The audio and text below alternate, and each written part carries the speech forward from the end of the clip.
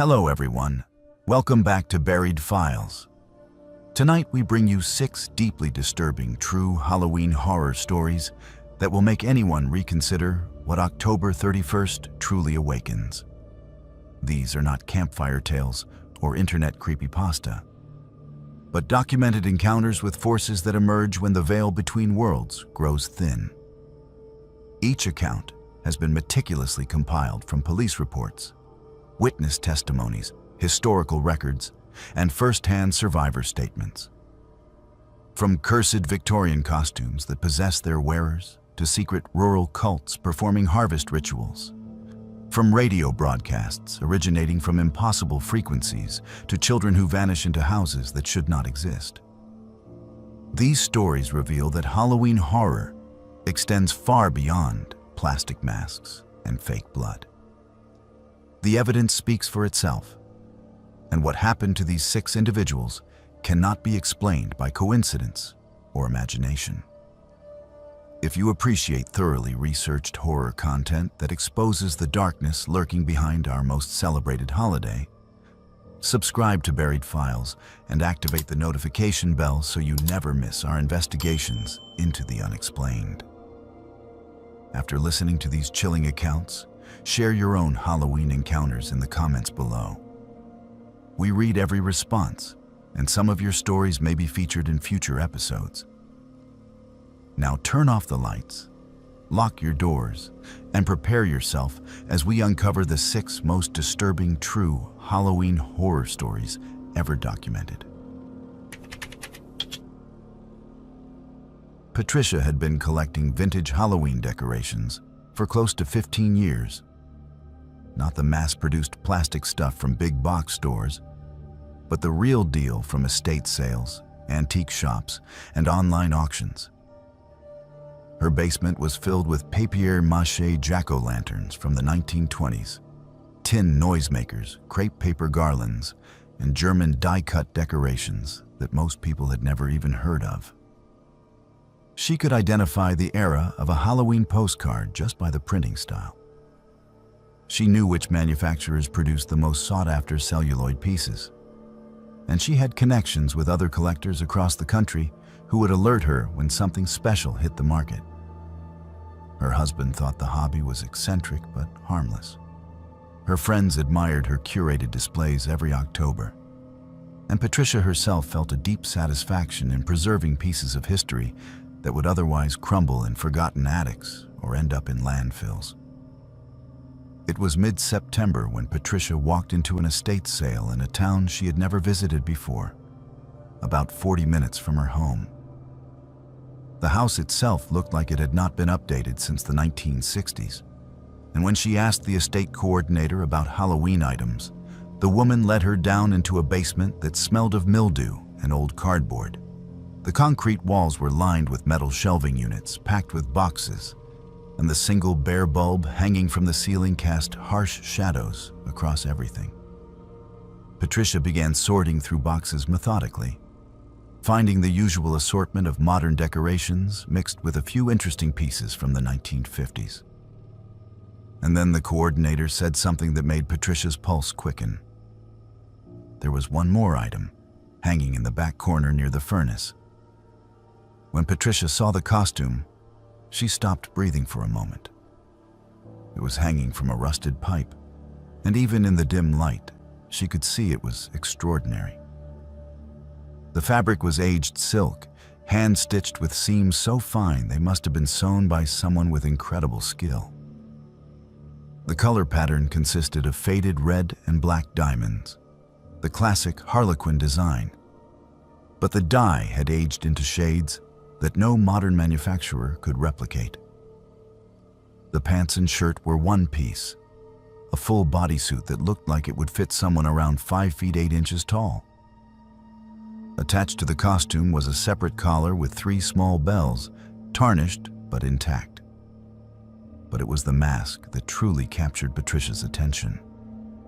The mask was porcelain, not plastic or rubber or papier-mâché, but actual glazed porcelain. It was cracked along the left side, a fracture that ran from the temple down to the jaw. but the damage only added to its character. The face was painted in the style of a classical clown, white base with exaggerated red lips and black diamonds around the eyes. But something about the expression was wrong. The smile was too wide, stretching almost to where the ears would be. The eyes were asymmetrical, one slightly higher than the other, giving the face a look of perpetual confusion or perhaps malice. And the eye holes were oddly placed, not quite where a person's actual eyes would align, as if the mask had been designed for someone whose face was not quite human in proportion. Patricia asked the coordinator about the costume's history. The woman shrugged and said the previous owner had no family, had lived alone in this house for decades, and had died 3 months ago at the age of 87. Most of his possessions were junk, she explained, but she had been instructed to sell everything. When Patricia asked how much for the costume, the coordinator barely glanced at it before saying $40. Patricia tried not to show her excitement. A costume of this age and quality, particularly with a porcelain mask, should have been worth at least $500 to the right collector. She paid in cash immediately. As Patricia carried the costume up the basement stairs, she felt an odd sensation, like the air pressure had changed. The estate coordinator watched her leave with an expression that Patricia could not quite read. Relief, perhaps, or maybe concern. Patricia loaded the costume carefully into her car, laying it across the back seat, and started the drive home. 3 times during that drive, she glanced in her rearview mirror and felt certain the costume had shifted position.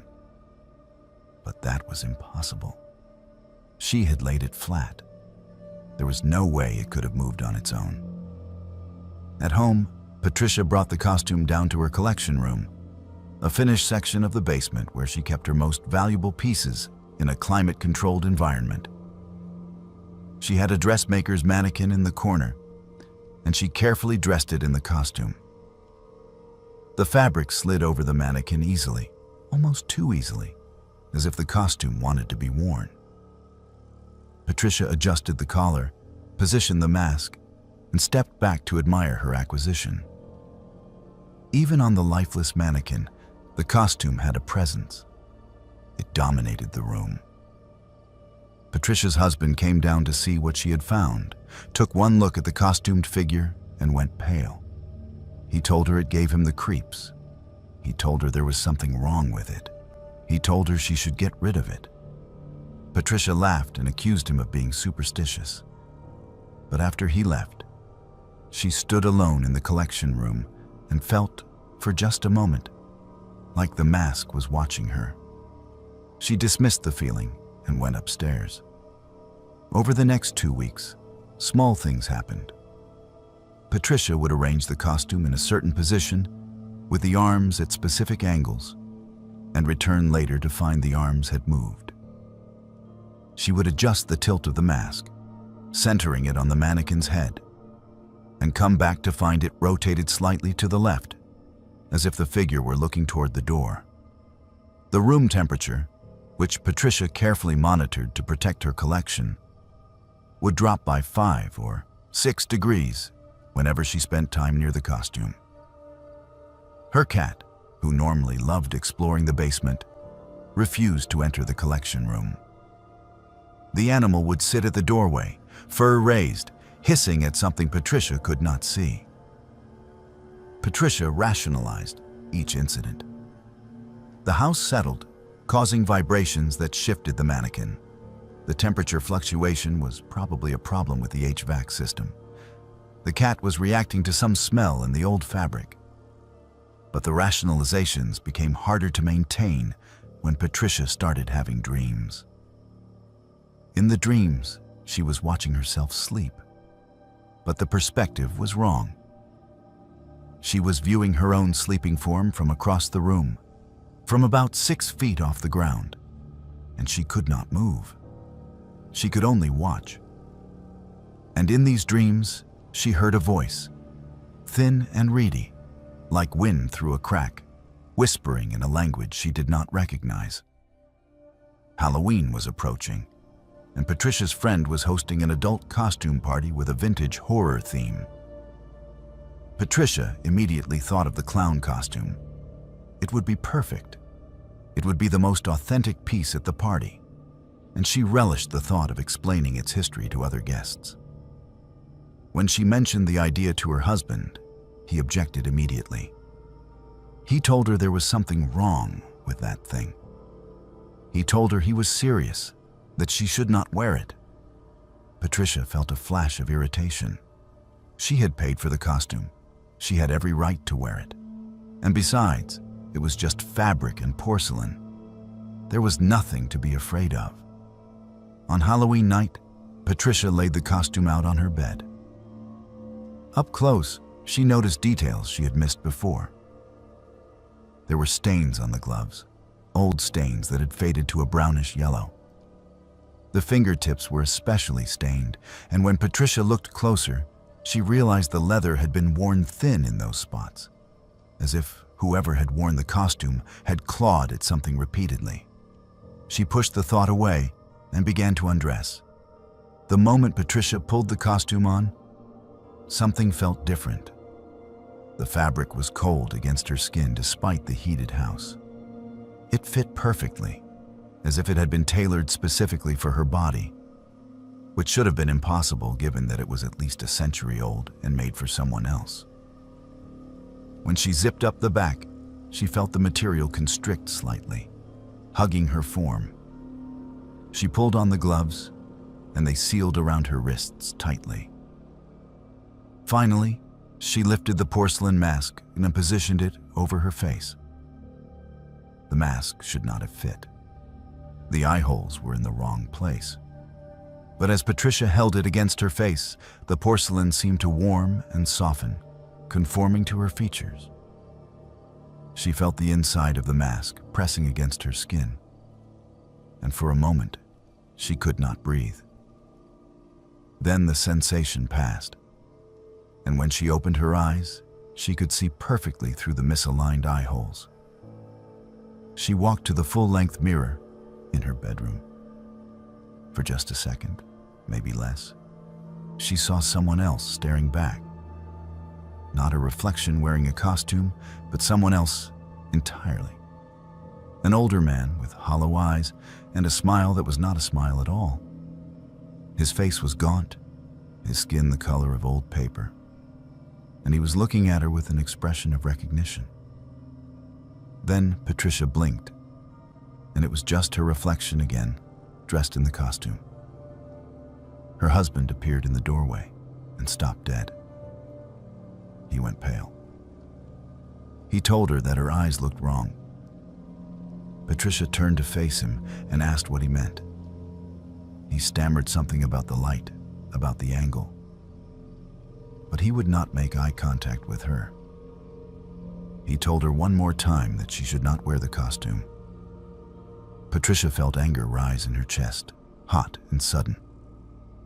She heard herself tell him to stop being ridiculous, but the voice that came from behind the mask sounded not quite like hers. It was her voice, but flatter, colder. Her husband left the room without another word. Patricia grabbed her car keys and drove to the party. During the drive, she felt strange. Her hands on the steering wheel looked wrong, the gloved fingers too long, the angle of her wrists unusual. She caught sight of herself in the rearview mirror and saw the mask staring back.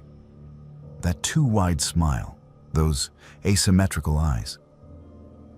And for a moment, she felt like she was not driving. Like she was a passenger in her own body, watching someone else control her movements. At the party, Patricia's friends gathered around to admire her costume. They complimented the craftsmanship, the authenticity, the attention to detail. But Patricia noticed that no one stood too close to her. No one touched the costume, even when she offered to let them feel the fabric. And several people commented that the costume was too realistic, that it was honestly creeping them out. Patricia heard herself laughing. but the sound was wrong. Too high-pitched, lasting too long. She found herself standing in corners, motionless, watching the other guests. She did not remember walking to these spots. She would suddenly become aware that she had been standing perfectly still for several minutes, staring at someone across the room. One friend asked if she was doing method acting, staying in character as a creepy clown. Patricia did not remember deciding to do that. The party host had 2 children, a boy and a girl, ages 7 and 9. They were supposed to be in bed, but they had snuck out to watch the adults from the top of the stairs. Patricia became aware of them watching her. She turned her head, and the children's eyes went wide. Then Patricia found herself walking toward the staircase. She did not decide to walk. Her legs simply moved. She stood at the bottom of the stairs, looking up at the children, and she could not move or speak. She was trapped inside her own body, watching through the mask's eye holes, as something else controlled her. The children's mother called Patricia's name 3 times before Patricia could respond. When she finally turned around, the host went pale. Later, the host would tell other guests that it was like Patricia was not in there anymore. That whoever was looking through that mask, it was not her friend. Another guest, a man dressed as a vampire, made a joke about clowns being scarier than vampires. Patricia's head snapped toward him, the movement too fast, the angle wrong. Several people gasped. Patricia felt her body moving toward the man, but she could not stop it. She could not scream or call for help. She was watching from somewhere deep inside her own head as her gloved hands reached for the man's throat. The hands closed around his neck, squeezing. The man's eyes bulged. He clawed at Patricia's wrists, but the grip did not loosen. It took 4 people to pull her off him. They dragged her back, and Patricia felt her body thrashing with a strength that was not hers. The man collapsed, gasping, and when he looked up, there were bruises forming on his neck, dark purple marks in the shape of handprints. But when the host took a photo to document the assault, they noticed something disturbing. The finger proportions in the bruises were wrong. Too long, too thin, not matching Patricia's hands at all. During the attack, Patricia had been speaking. The other guests heard her voice, but the words were not English. One guest, who taught linguistics at the local college, later said the language sounded like corrupted Latin, mixed with something older. And several guests reported hearing Patricia say things in voices that were not hers. One woman swore she heard Patricia speak in her dead mother's voice, using a pet name that no one else could have known. Inside the mask, Patricia was screaming. She could see everything happening. She could feel her hands squeezing the man's throat, but she could not stop. And worse, she could hear a voice whispering instructions to her body. The voice came from the mask itself, vibrating against her skull. It was telling her body where to squeeze, how much pressure to apply, when to twist. The voice was delighted. It had not touched living flesh in so very long. Patricia's husband arrived 20 minutes later after receiving frantic calls from the host. He found Patricia collapsed on the living room floor, twitching, the costume still on. Other guests had backed away from her, forming a wide circle. Patricia's husband knelt beside her and tried to remove the mask. It would not come off. His fingers could not find a seam or edge. The porcelain had sealed itself to Patricia's face, the inside somehow fused to her skin. He had to physically pry it off, wedging his fingers under the edge and pulling with all his strength. Patricia screamed as the mask came away, and the sound was not one voice, but 2, overlapping. When the mask finally tore free, Patricia vomited and collapsed. She woke up in her husband's car, being driven home. She had no memory of the last hour. Her husband told her what she had done, and Patricia began to cry. When they got home and she looked in the mirror, she saw that the skin on her face, everywhere the mask had touched, was covered in raised welts. Red and angry, the welts formed patterns. Her husband took photos, and when they showed them to a friend who studied history, the friend identified the patterns as names and dates. Names in Old German script. Dates from the 1890s. The costume was still at the party, collapsed in a heap where it had fallen when Patricia's husband removed the mask. The host called the next day and said something disturbing had happened. After everyone left and she was cleaning up, she had seen the costume move. Not a lot. Just a slight shifting, like something crawling out of the fabric from the inside. Patricia became obsessed with learning the costume's history. She contacted the estate sale coordinator and got the address of the property. She researched the previous owner, a recluse named Harold Wickham, who had died alone at 87. But property records showed that the house had been in the Wickham family for over a century. The original owner was Thomas Wickham, who had purchased the property in 1891. Patricia found a reference to Thomas Wickham in a local historical society archive.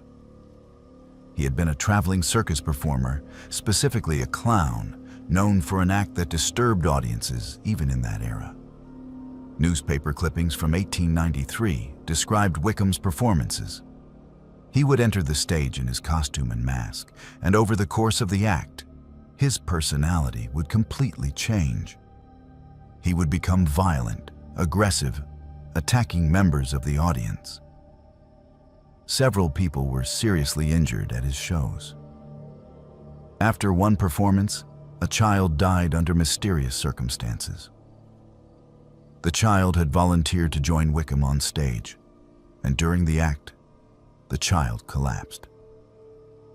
The official cause of death was listed as heart failure, but witnesses claimed Wickham had touched the child's face, and the child had simply stopped breathing. Thomas Wickham disappeared after that final show. No records existed of his death or burial, but the costume remained. It passed through the Wickham family for generations, and Patricia found records of 3 other deaths connected to it. All on Halloween, all involving people who had worn the costume. Patricia and her husband tried to destroy it. They attempted to burn the costume in their backyard fire pit. Patricia doused it with lighter fluid and dropped a match on it. The fabric would not ignite. The flame touched the costume and simply went out. They tried cutting the costume apart with scissors. The blades would not penetrate the fabric. Patricia's husband used a heavy knife. The blade snapped. He took the costume to his workplace, where he had access to an industrial shredder. He fed the costume into the machine. The shredder jammed, sparked, and shut down. When he pulled the costume out, it was intact, not even a loose thread. They decided to bury it. They drove to a remote section of forest, dug a hole 6 feet deep, and dropped the costume in. They filled the hole, packed the dirt, covered it with leaves, and drove away. 3 days later, Patricia went into her garage to get gardening supplies. The costume was hanging from a rafter, the mask turned toward the door, as if it had been waiting for her. Patricia filed a police report, claiming someone had broken into their property and left the costume as a threat. The police found no signs of forced entry, no footprints in the yard, no disturbance of the soil where Patricia claimed she had buried it. They dismissed it as a prank or a mistake, suggesting that Patricia had never actually buried the costume and was misremembering due to stress. Now, the costume sits locked in a fireproof safe in a climate-controlled storage unit 20 miles from Patricia's home. She pays for the unit monthly.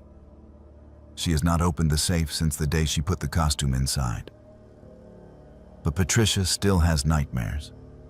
In the dreams, she sees through the mask's eyes. She watches herself sleeping. She watches her husband sleeping. She watches her children sleeping. And the view is from inside her house, moving from room to room, even though the costume is locked in a safe 20 miles away. The scars on Patricia's face have faded, but never completely disappeared.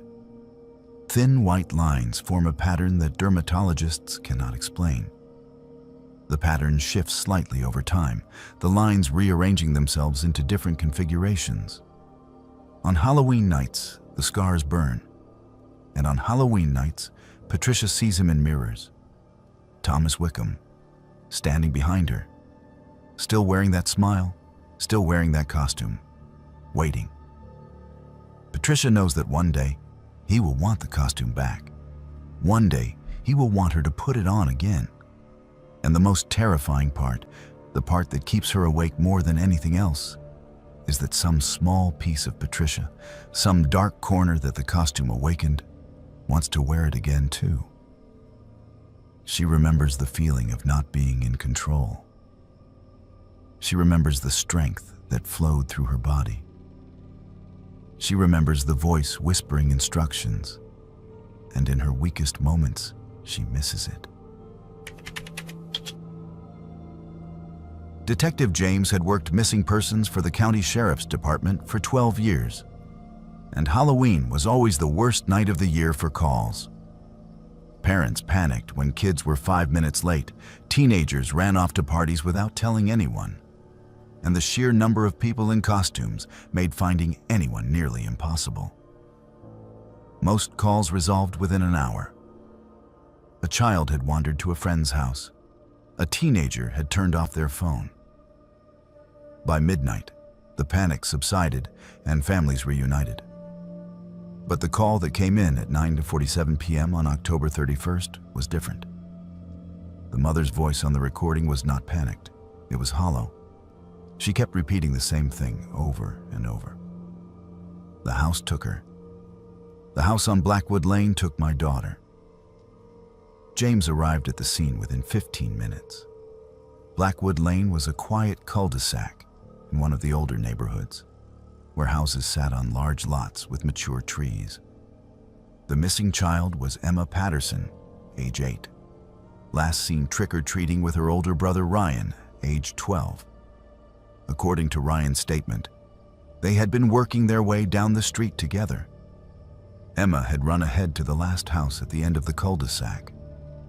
Ryan had stopped to adjust his costume. When he looked up, maybe 10 seconds later, Emma was gone. He had called her name, checked the yard, knocked on the door of the house she had been approaching. No one answered. No one had seen her. James walked the route Ryan described, measuring distances, checking sight lines. The house at the end of Blackwood Lane was a Victorian structure, well maintained, painted a dark blue that looked almost black in the streetlights. The Halloween decorations were elaborate. Fake cobwebs covered the porch. Animatronic figures moved in the windows. A fog machine created a low mist across the front lawn. But something about the display felt wrong to James. It was not scary in a fun way. It looked more like a monument to something. Like whoever had decorated was not celebrating Halloween, but worshiping it. The porch light was on. Through the front window, James could see a bowl of full-size candy bars sitting on a table. Someone was home. James knocked. A man in his late 60s opened the door almost immediately, as if he had been waiting. He introduced himself as Robert Marsh. He was cooperative, almost aggressively helpful. He invited James inside before James even asked. He offered to let officers search the entire property. He seemed calm in a way that struck James as odd. A child had vanished from in front of his house, and Robert Marsh acted like he had been expecting this exact situation. James and 2 other officers searched the house from top to bottom. The first floor was neat and orderly. Furniture from the 1970s, clean but outdated. The second floor had 3 bedrooms, all empty of people. The basement was finished, with wood paneling and old carpeting. Nothing seemed out of place. No signs of a child, no signs of a struggle. The backyard was clear. The detached garage contained only a car and garden tools. Emma Patterson was not on the property. Robert Marsh's alibi was airtight. He had been on his front porch handing out candy from 6 o'clock until James arrived. He had a witness log, an actual notebook where he had been recording how many trick-or-treaters came by and what time. Dozens of parents and children had seen him. He had not left his porch for more than a minute or 2 at a time, just long enough to refill the candy bowl. There was no window of opportunity for him to have taken Emma. But something about the man made James's skin crawl. Not evidence, instinct. The way Marsh kept smiling while they searched for a missing child. The way his eyes followed James like he knew something James did not. James returned to the station and began running standard database searches on the address. What came back made his blood run cold. The system flagged Blackwood Lane for 3 previous missing children reports spanning 30 years. In 1995, a 7-year-old boy named Christopher Dunn vanished 3 houses down from Marsh's property. In 2003, a 9-year-old girl named Sophie Chen disappeared from a yard across the street.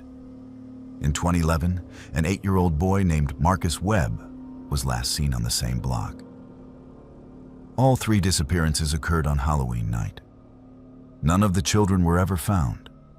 All 3 cases remained open and unsolved. James pulled the case files and spread them across his desk. The similarities were striking.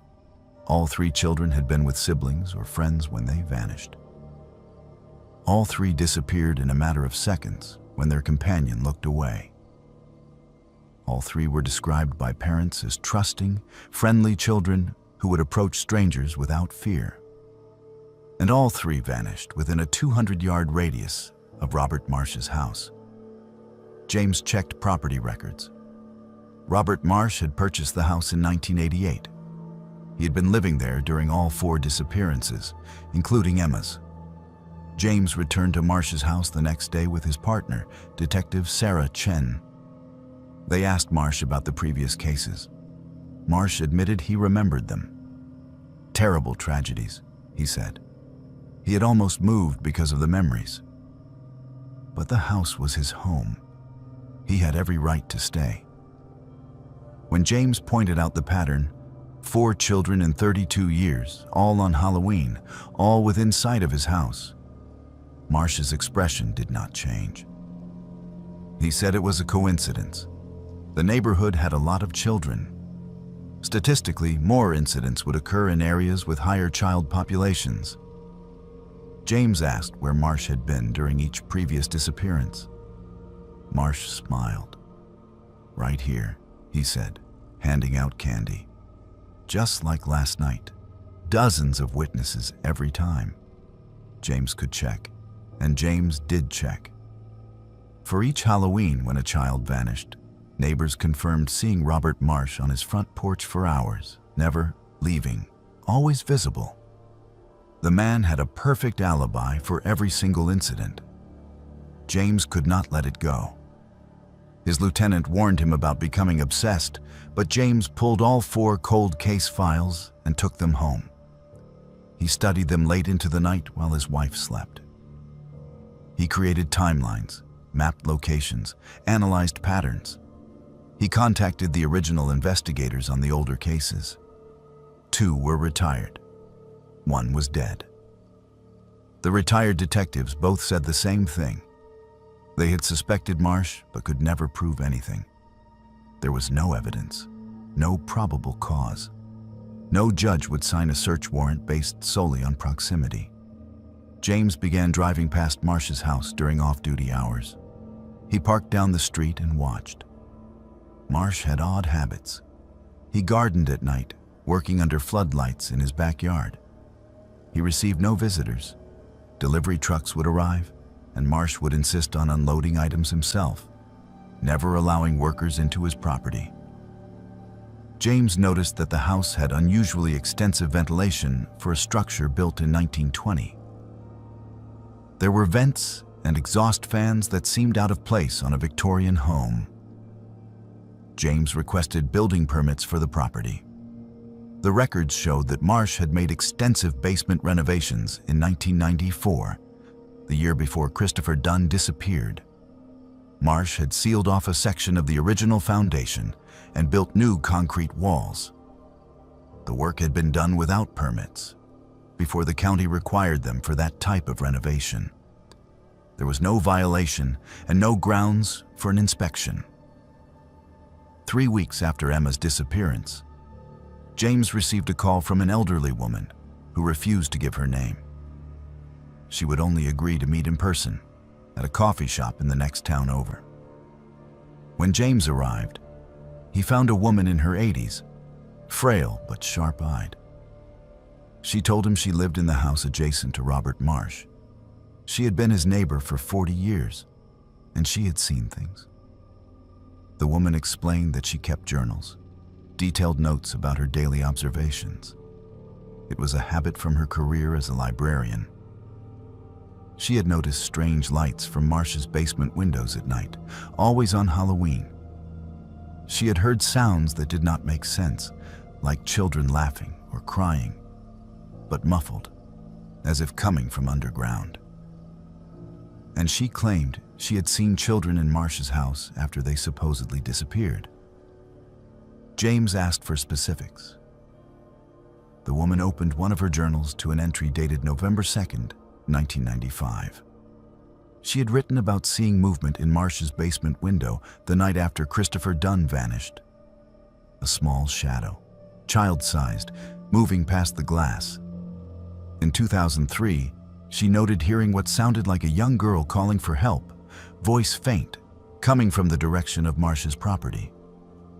She had called police in 1995 to report her observations. An officer had come, talked to Marsh, and then told the woman that Marsh said she was senile. The officer believed Marsh. The woman was afraid if she pushed further, something would happen to her too. James knew he could not use the testimony. It was circumstantial at best, the observations of an elderly woman with no physical evidence. But it confirmed his instincts. Robert Marsh was responsible. James was certain. The problem was proving it. As the next Halloween approached, James made a decision that would end his career if discovered. He asked his sister if he could take his 9-year-old nephew trick-or-treating. The boy, named Tyler, resembled the missing children. Brown hair, small for his age, trusting face. James outfitted Tyler with a hidden camera in his costume and a small microphone. He positioned himself in an unmarked car with a clear view of Marsh's house. His plan was to send Tyler to Marsh's door while recording everything, hoping Marsh would say or do something incriminating.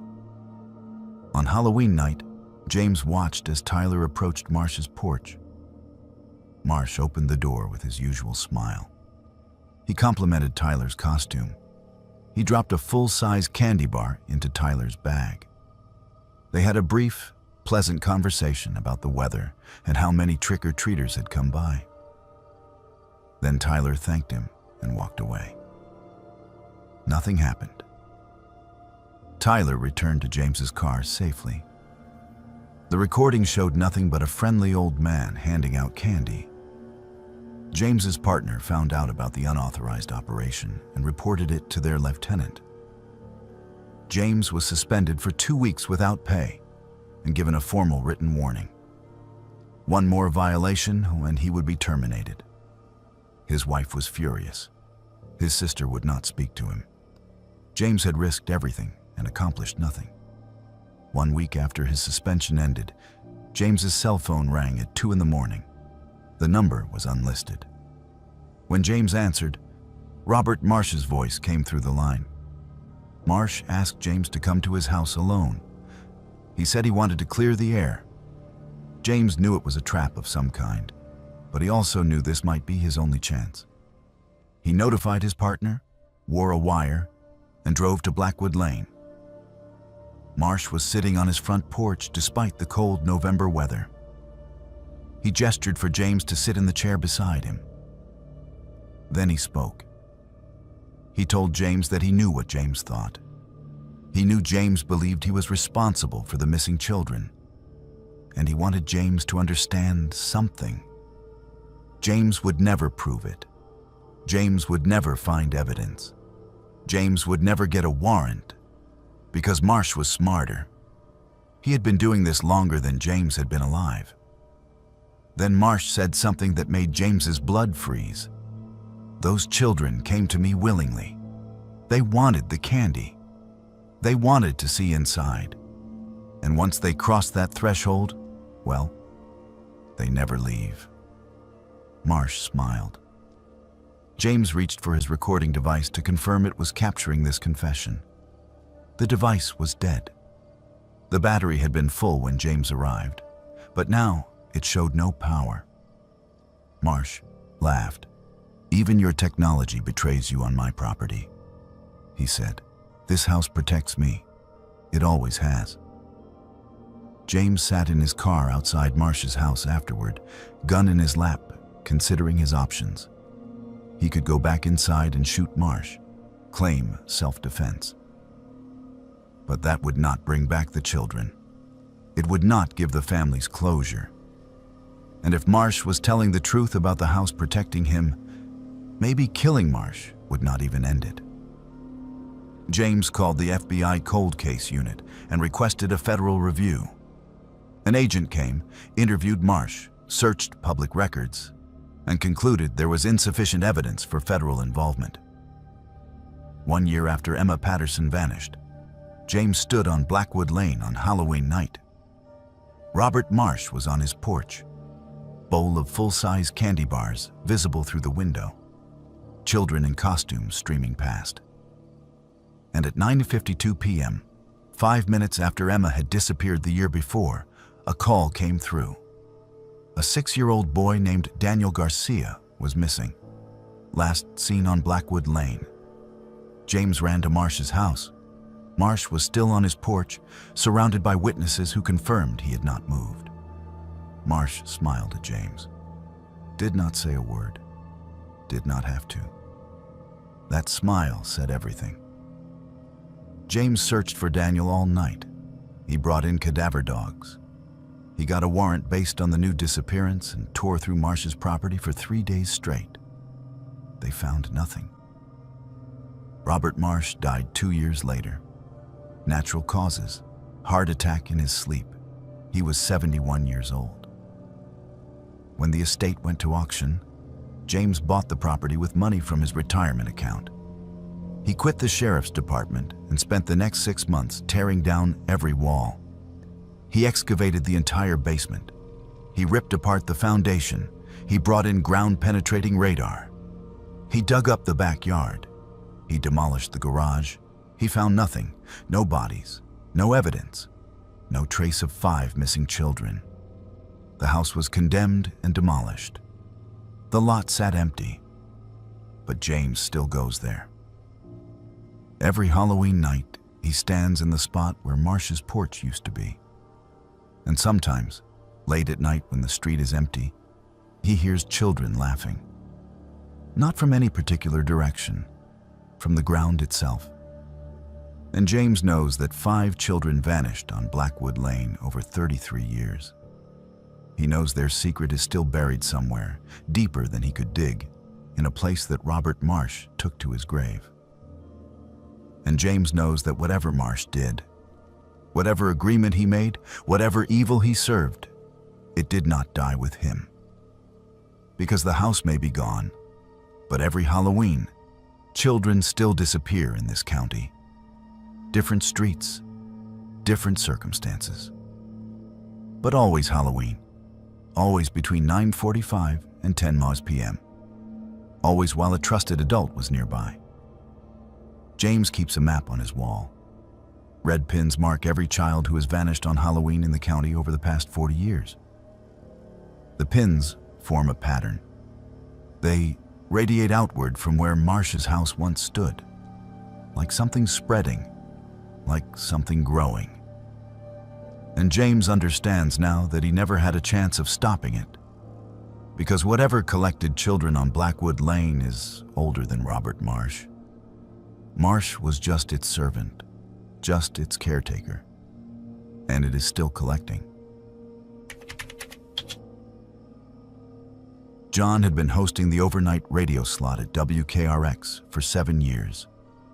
It was not glamorous work. The station was small, independently owned, and the only people listening at 2 a.m. were insomniacs, truck drivers, and security guards trying to stay awake. But John loved it. No corporate interference, no strict playlists, just him and whatever music or conversation he felt like sharing with a handful of listeners scattered across 3 counties. The station itself was a converted house on the edge of town, filled with a mix of analog and digital equipment, some pieces older than John himself. On Halloween nights, John would play horror movie soundtracks, take calls about local legends, and generally have fun with the spooky atmosphere. Around 2:30 a.m. on October 31st, a call came through. John answered with his usual greeting, but the voice quality on the other end was wrong. It sounded like someone talking through water, with layers of static that did not match any interference pattern John had heard before. The caller asked a simple question. "Can you play something for the children?" John asked what song they wanted. The voice responded with something that made no sense. "Listen to the frequency between frequencies." Then the line went dead.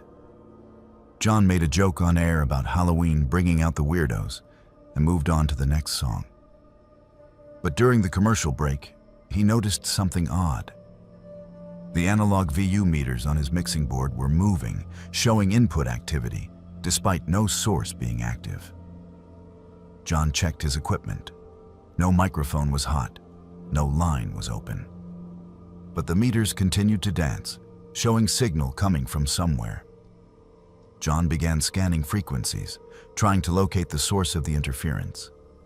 He worked methodically through the FM band, listening on his headphones. Between 104.2 and 104.4 MHz, he found something impossible. There was a signal at 104.3, a frequency that should have been empty air. Nothing was licensed to broadcast there in this region. The signal should not exist. John isolated it and listened. Children were singing, not a recording. The audio quality was too raw, too immediate. It was a live transmission. The children sang in unison, maybe a dozen voices, young children between ages 5 and 10. But the song was in a language John did not recognize. Not Spanish or French or German. Something older.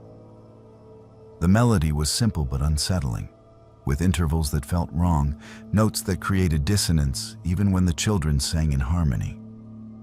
John recorded 30 seconds of the signal. He considered playing it on air as a Halloween novelty.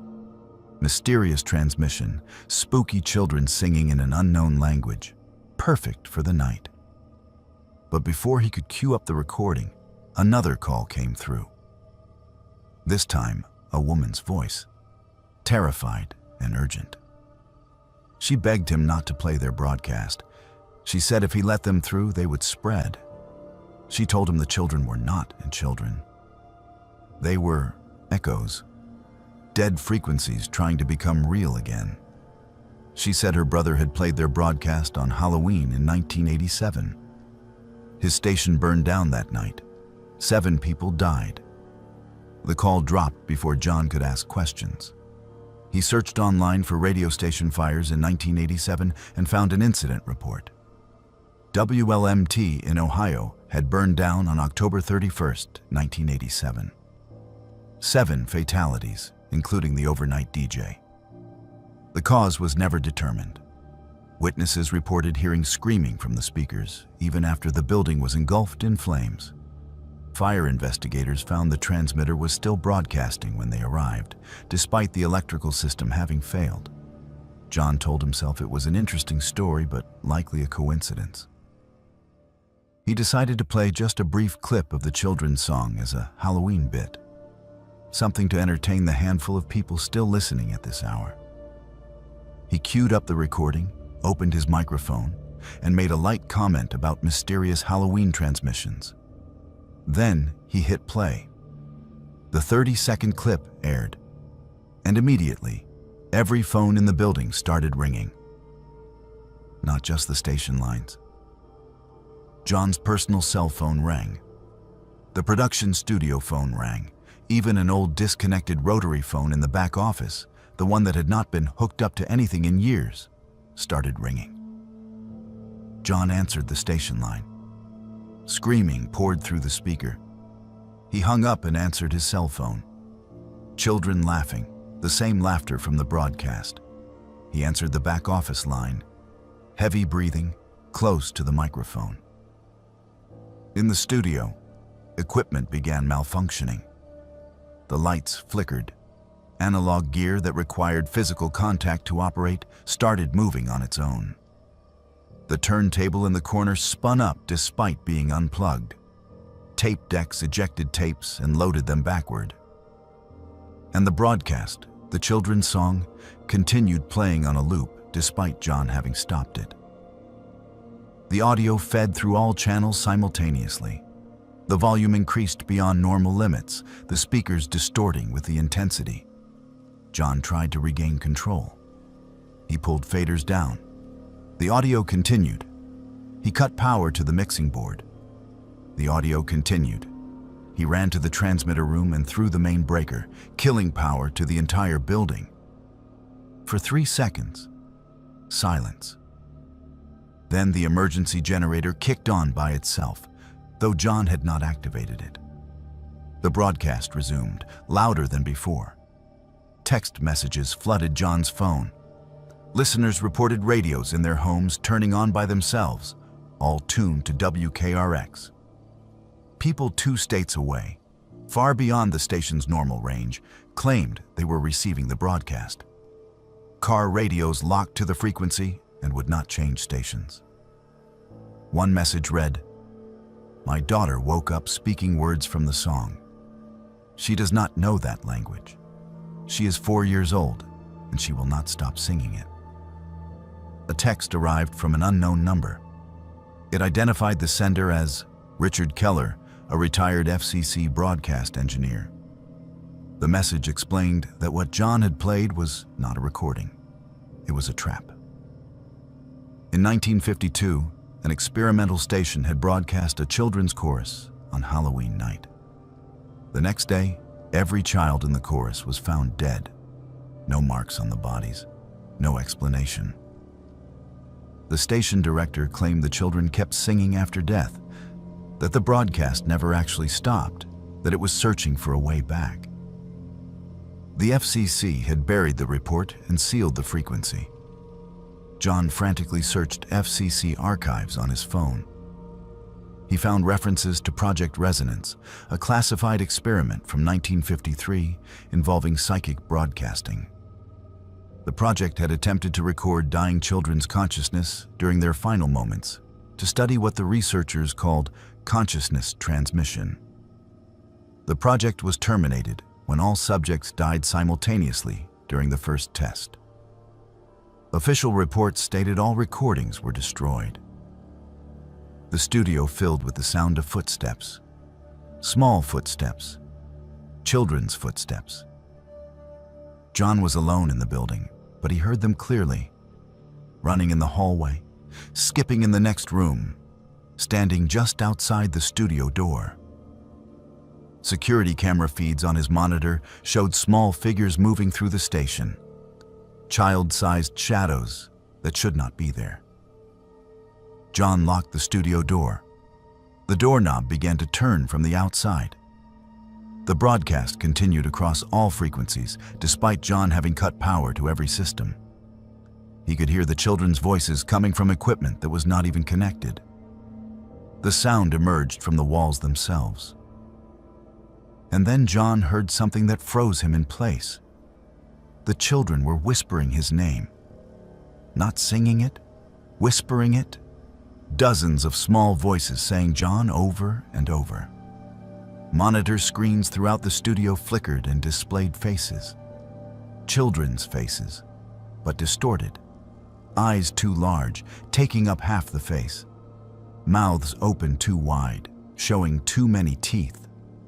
The children sang silently on the screens, their lips forming the words of that horrible song. John noticed the hands in the video feeds. The children had too many fingers, 7 on each hand. And the hands were reaching toward the camera, toward John, as if trying to break through the glass. John checked his phone for the time. It showed 2:47 a.m., but that was impossible. He had started his shift at midnight. The mysterious call came in at 2:30. He had only been dealing with this situation for maybe 20 minutes. How could hours have passed? He looked at his watch. It showed 2:47. The studio clock showed 2:47. But John's sense of time told him it had been much longer. He felt like he had been trapped in this room for days. He remembered the original caller's words. Listen to the frequency between frequencies. John realized he needed to broadcast a counter signal. He grabbed his microphone and began speaking directly over the children's transmission. Identified himself. He stated the station's call letters. He declared himself the legitimate operator of this frequency. The broadcast stuttered. The children's voices became angry, rising in pitch and volume. Equipment around the studio began sparking. John continued, adding white noise from a generator to create interference. The broadcast weakened slightly, but did not stop. In desperation, John cut all audio. He let dead air fill the frequency. Silence, the ultimate FCC violation, the one thing a station should never broadcast. For 3 minutes, nothing. Complete silence. Then the children returned, louder than before, and now they were saying more than his name. They were speaking in the voices of people John knew. His mother, his dead father, his ex-wife, all using his name. John made a final decision. He picked up a hammer from the station's toolkit. He destroyed the recording device, smashing it until pieces scattered across the floor. He cut cables with wire cutters. He poured his coffee into the mixing board. Sparks erupted. Smoke filled the studio. The main circuit breaker tripped. The building lost power completely. The emergency generator tried to start, but failed. Absolute silence fell. John stood in the dark studio, breathing hard, waiting. The silence continued. Emergency lights came on, bathing everything in red. The broadcast was gone. The FCC arrived 3 days later to investigate the unauthorized transmission. They found equipment destroyed and burn patterns throughout the studio. John showed them his recording of the original signal. The file played but contained no audio, just silence. Listeners who had called or texted John denied hearing anything unusual. They claimed John was mistaken or having some kind of breakdown. Text message records showed no communications during the time John described. The only evidence was the destroyed equipment and John's testimony. WKRX's owner shut down the station permanently. The broadcasting license was sold to a corporate conglomerate. The building was condemned due to electrical hazards. John could not find radio work after the incident. Station managers heard about what happened and decided he was unstable. His career in broadcasting ended that Halloween night. But the broadcast did not end. 3 years later, John works in IT support. He has not been near a radio station since. But every Halloween night at 2:47 a.m., his devices activate. His phone plays static. Computer speakers hum. The car radio turns on by itself. And through the noise, faint but unmistakable, children singing. The same song, the same language. John records it, but the audio never captures anything. The broadcast exists only for him now. John researched other incidents and found 17 radio stations that experienced similar events on Halloween between 1952 and the present. All closed afterward. All overnight DJs either dead or vanished. John survived. But the frequency between frequencies is always there, waiting. Every year on Halloween, those dead children try to sing their way back into the world. They came closest through John, and he knows that one day, during one Halloween broadcast somewhere, they will succeed. Someone will play their song long enough. And when that happens, the children from Project Resonance will finally return. And John believes with absolute certainty that the world is not ready for what those children have become in the 70 years they have been trapped between frequencies. Michael was in his second year of doctoral studies in American folklore at the State University when his advisors suggested a research angle that would distinguish his dissertation. Contemporary Halloween practices in isolated rural communities. Specifically, towns that maintained pre-commercial traditions, the kind of celebrations that existed before Halloween became a corporate holiday. His advisor mentioned a small town called Samhain Grove, population 400, that allegedly preserved Celtic harvest rituals dating back to the town's founding in 1843. Michael had a master's degree in anthropology and had published papers on folk ritual continuity. He was fluent in Gaelic. His research goal was straightforward: document authentic traditional practices, conduct interviews with residents, and observe the October celebrations firsthand. His dissertation would be the first comprehensive academic study of Samhain Grove's customs. The town was 40 miles from the nearest highway, accessible only by a single-lane road through dense forest. Michael's cell phone lost reception 20 miles out. The GPS stopped working 10 miles from town. He navigated by following hand-painted signs nailed to trees. When he finally arrived, Samhain Grove looked like it existed outside of time. There were no commercial businesses except one general store, no gas station, no restaurants. Houses were spread far apart, connected by dirt roads. The most prominent feature was the town square, where a massive carved pumpkin sat displayed under a glass case. According to a plaque, the pumpkin was preserved from the town's founding in 1843. It should have rotted to nothing in 182 years, but it looked almost fresh. Michael rented a room at the town's only boarding house. The clerk, a woman in her 50s, accepted his payment, but warned him that the town valued privacy. Research was acceptable, but he should not interfere with community practices. She said that outsiders generally left before October, and her tone suggested he should do the same. Michael thanked her and said he specifically wanted to observe October traditions. The woman's expression hardened, but she said nothing more. Over the following days, Michael noticed that everyone in Samhain Grove displayed pumpkin imagery, carved on doors, tattooed on forearms, painted on mailboxes. But these were not jack-o'-lanterns. They were something older, faces with too many teeth, eyes that seemed to follow movement, symbols that looked like corrupted Celtic knots. Michael photographed everything and filled notebooks with observations. The town council met to discuss Michael's presence. He was not invited to the meeting, but afterward, a woman named Linda approached him at the boarding house. She identified herself as the council leader. She told Michael that they had decided to permit him to observe the Festival of Halloween on Halloween night. He could take notes and photographs for his research. But he had to follow 3 rules. First, do not speak during the ceremony. Second, do not leave the designated observer area.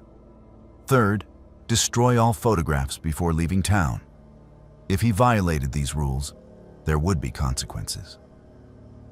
She handed him a written waiver, releasing the town of liability for spiritual consequences. Michael signed without hesitation. He was excited despite the ominous tone. This was exactly the kind of authentic practice he needed for his dissertation. After he signed, the town's residents became friendly. They invited him to dinners. They taught him about their pumpkin cultivation methods. They showed him historical documents about the town's founding. Linda gave Michael access to the town archives, housed in the basement of the meeting hall. The original journals from 1843 described bringing old ways to the New World and establishing Samhain Grove as a place where the barrier thins and the harvest feeds both the living and the other. One entry described a founding sacrifice where 7 children were given to the soil to consecrate the land for proper harvest.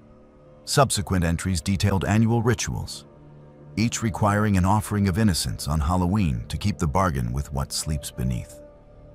Michael found court records from 1956, when the state investigated Samhain Grove after a neighboring town reported missing children. The investigation ended abruptly. All records were sealed. The state investigator died in a car accident 2 days after leaving town. Michael told himself this was historical, not contemporary. Surely the town was not still practicing human sacrifice. On October 31st, the entire town transformed.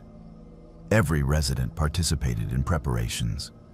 They hollowed out dozens of massive pumpkins, each weighing over 100 pounds, grown in the communal field at the edge of town. They carved specific symbols into each pumpkin, not faces. Geometric patterns and writing that Michael recognized as pre-Christian Celtic script, though distorted in ways he had never seen. The pumpkins were arranged in concentric circles around the town square. At the center, workers opened the glass case containing the ancient preserved pumpkin. When the case opened, Michael smelled decay, despite the pumpkin appearing intact. Michael noticed 7 children, ages ranging from 6 to 10, dressed in ceremonial robes. Their faces were painted with pumpkin pulp. Linda led them to the center circle. Michael asked about the children. Linda smiled and said they were the chosen ones, a great honor for their families. Michael felt uncomfortable, but could not articulate why. He considered leaving, but his academic curiosity overrode his instinct. After sunset, the entire town gathered around the pumpkin circles. Michael was placed on an elevated platform with his notebook and camera. The town elder, a man whose age was impossible to determine, began chanting in a language that sounded like Gaelic but distorted.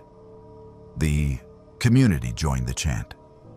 7 children were led forward, each positioned inside a hollow pumpkin carved large enough for a child to fit inside. Lids were placed on the pumpkins.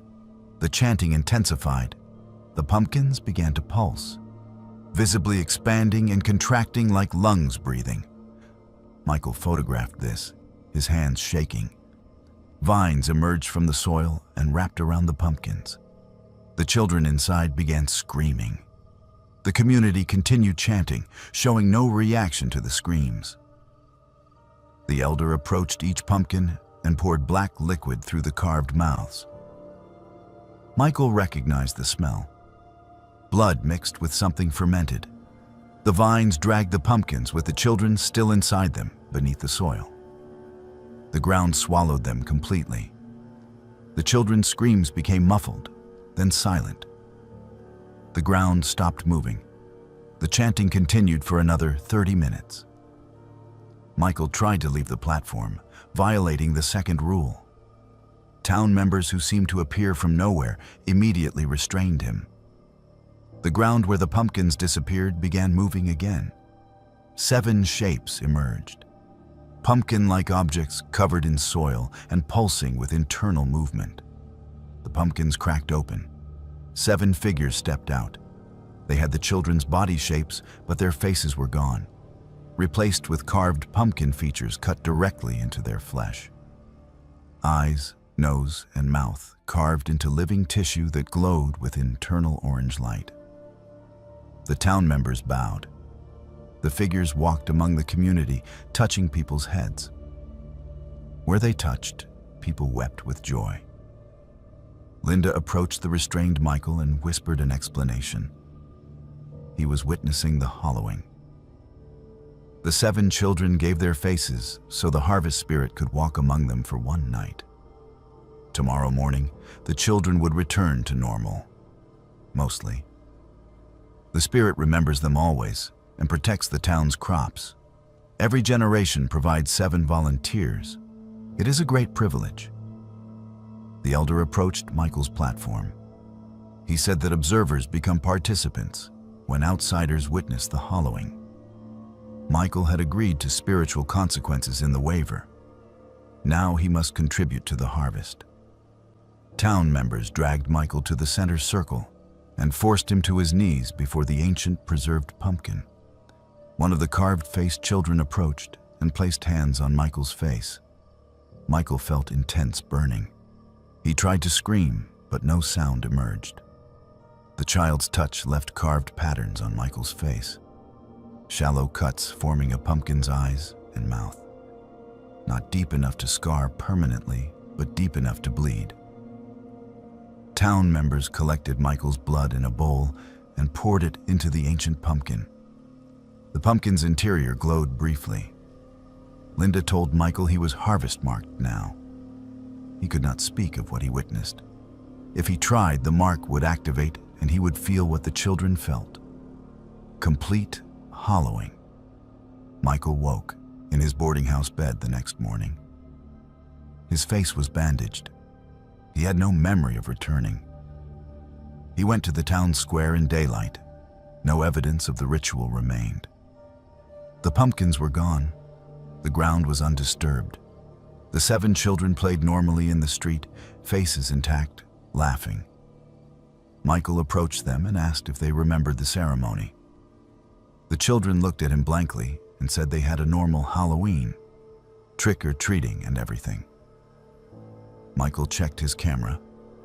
All photos from the ceremony were corrupted. Images showed only black frames or static. His written notes remained, but were in a language he did not recognize, though he knew he had written them. He packed immediately and drove away. By the time he reached his university, the cuts on his face had healed completely, leaving no physical evidence. Michael tried telling his advisor what happened. The words would not form. Every attempt to describe the ritual caused intense facial pain, burning where he had been marked. He tried writing about it.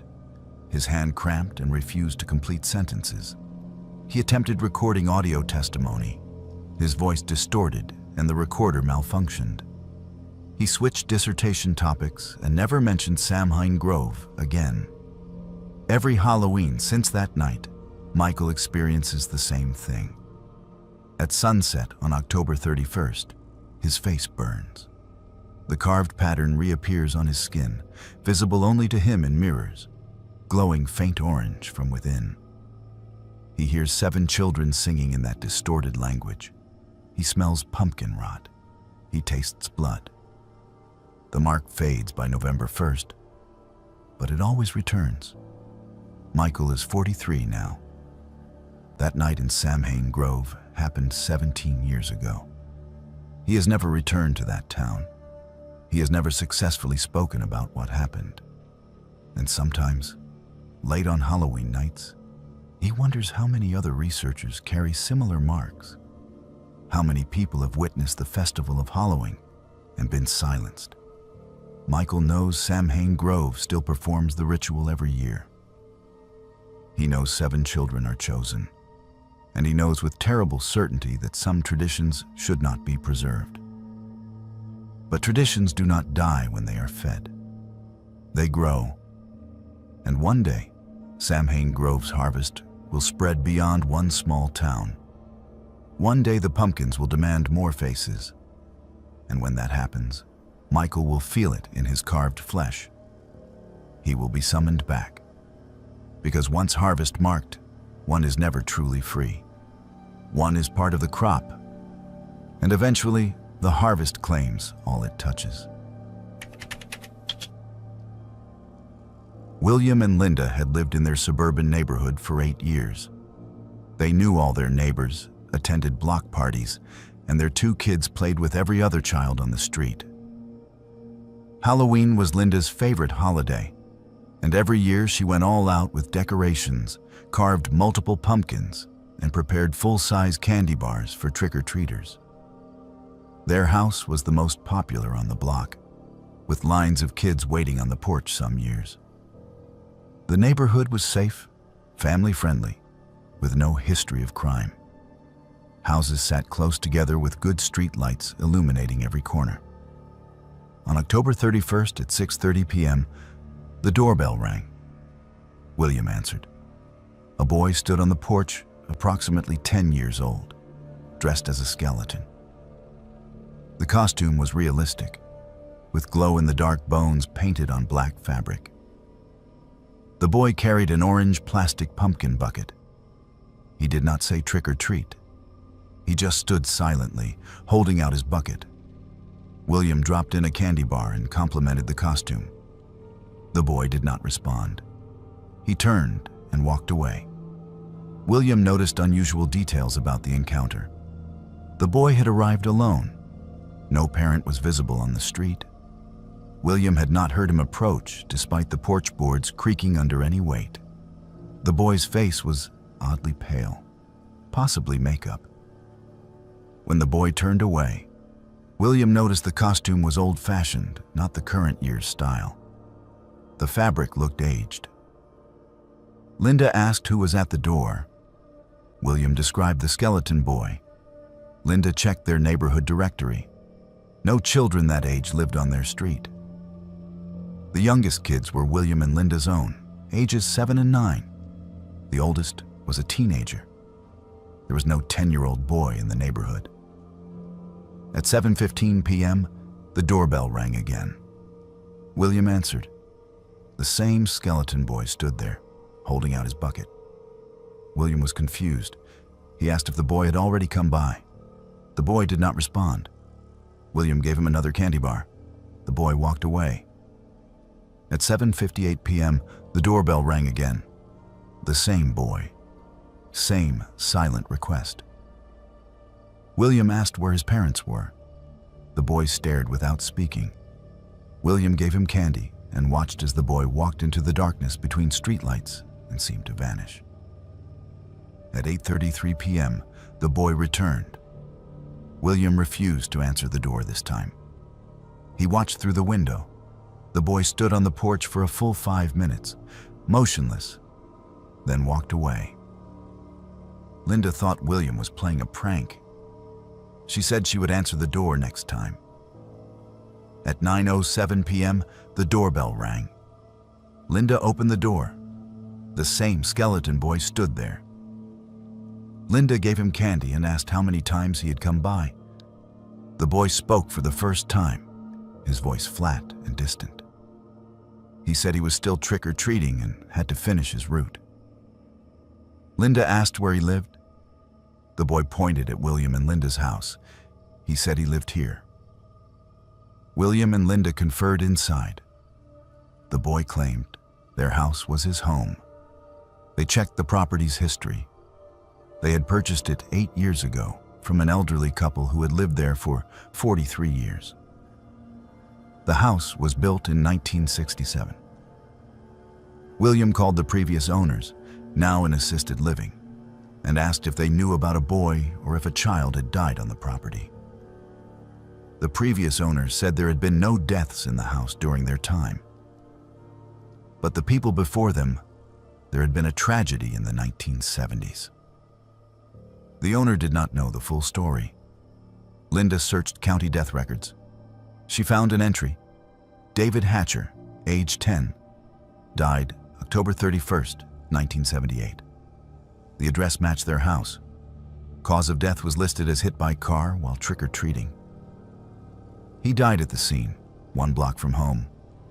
A local news archive included a photo. The boy in the picture matched the description of their skeleton costume visitor. At 9:45 p.m., the doorbell rang continuously. 15 times in 2 minutes. William opened the door. The skeleton boy stood there with his bucket extended, but his face was fully visible now through the makeup. The skin was translucent, eyes sunken deep. There was a see-through quality to his entire figure. William slammed the door. The boy did not leave. William watched through the peephole. The boy stood motionless, facing the door. Minutes passed. The boy did not move. Linda called the police non-emergency line. She explained a child was harassing them, leaving out the ghost details. The dispatcher said an officer would come by. The officer arrived at 10:15 p.m. William and Linda explained that a boy was standing outside. The officer checked. No one was there. He searched the yard and found nothing. The officer left. The moment his patrol car rounded the corner, the doorbell rang. The boy had returned. Linda's son came downstairs and said there was a boy looking in his window. William went to the room and looked out. The skeleton boy stood in the backyard, staring up at the house. William yelled for him to leave. The boy did not move. William ran outside to confront him. The backyard was empty. William returned inside. The doorbell rang. The boy was at the front door again. Linda's daughter said she had seen the boy earlier in the evening. She thought he was a neighborhood kid and had invited him inside before Linda noticed. The boy had stood in the foyer for a long time, looking around like he was remembering something. When Linda asked him to leave, the boy said this was his house and Linda was in his room. Based on the house layout from 1978, Linda's daughter's bedroom would have been where David Hatcher's room once was. Linda sat on the porch and addressed the boy directly the next time the doorbell rang. She called him by name, David. She told him she knew who he was and what happened to him, but he could not stay. This was not his house anymore. The boy stopped holding out his bucket. He spoke clearly for the first time. He said he did not finish trick-or-treating. He was coming home to show his parents his candy when the car hit him right there. He pointed at the street, but he got back up. He had to show his parents his candy, had to finish Halloween. They were waiting for him. Linda gently explained that his parents were gone. Many years had passed. He was not alive. The boy became agitated. He insisted he was trick-or-treating. He had candy. He shook his bucket, and Linda heard something rattling inside. She glimpsed old wrappers from 1970s brands, disintegrated chocolate pieces. William realized what was happening. The boy did not know he was dead. He had been repeating his Halloween route for 46 years. He could not move on until he completed the ritual of showing his parents his candy. William told Linda his idea. They could act as surrogate parents, complete the ritual, give the boy closure. William initially resisted his own suggestion, but Linda agreed after seeing the anguish in the boy's eyes. They invited the boy inside. David entered hesitantly. He looked around, confused. The house was different. Linda told him they were proud of him and asked him to show them his candy. David emptied his bucket on the coffee table. Ancient, decomposed candy spilled out. Wrappers from brands that had been extinct for decades. Some were so old the logos were barely visible. William and Linda praised his haul. They asked about his night. David described his trick-or-treating route from 46 years ago. He named houses and neighbors long gone. He talked about friends who would now be in their 50s if they were still alive. As David talked, he became more transparent. His voice faded. The edges of his form blurred, Linda said he had done such a good job trick-or-treating, and it was time for him to go to bed now. David nodded. He asked if he could have a Snickers bar first. Linda gave him candy from her bowl. David took it and smiled for the first time. A genuine child smile, free of sadness. He said thank you and that he loved her. He walked toward the stairs. His form faded with each step. Before he reached the top, he was gone completely. On the coffee table where David had emptied his bucket, a pile of candy wrappers remained. Mars bars from 1970s packaging.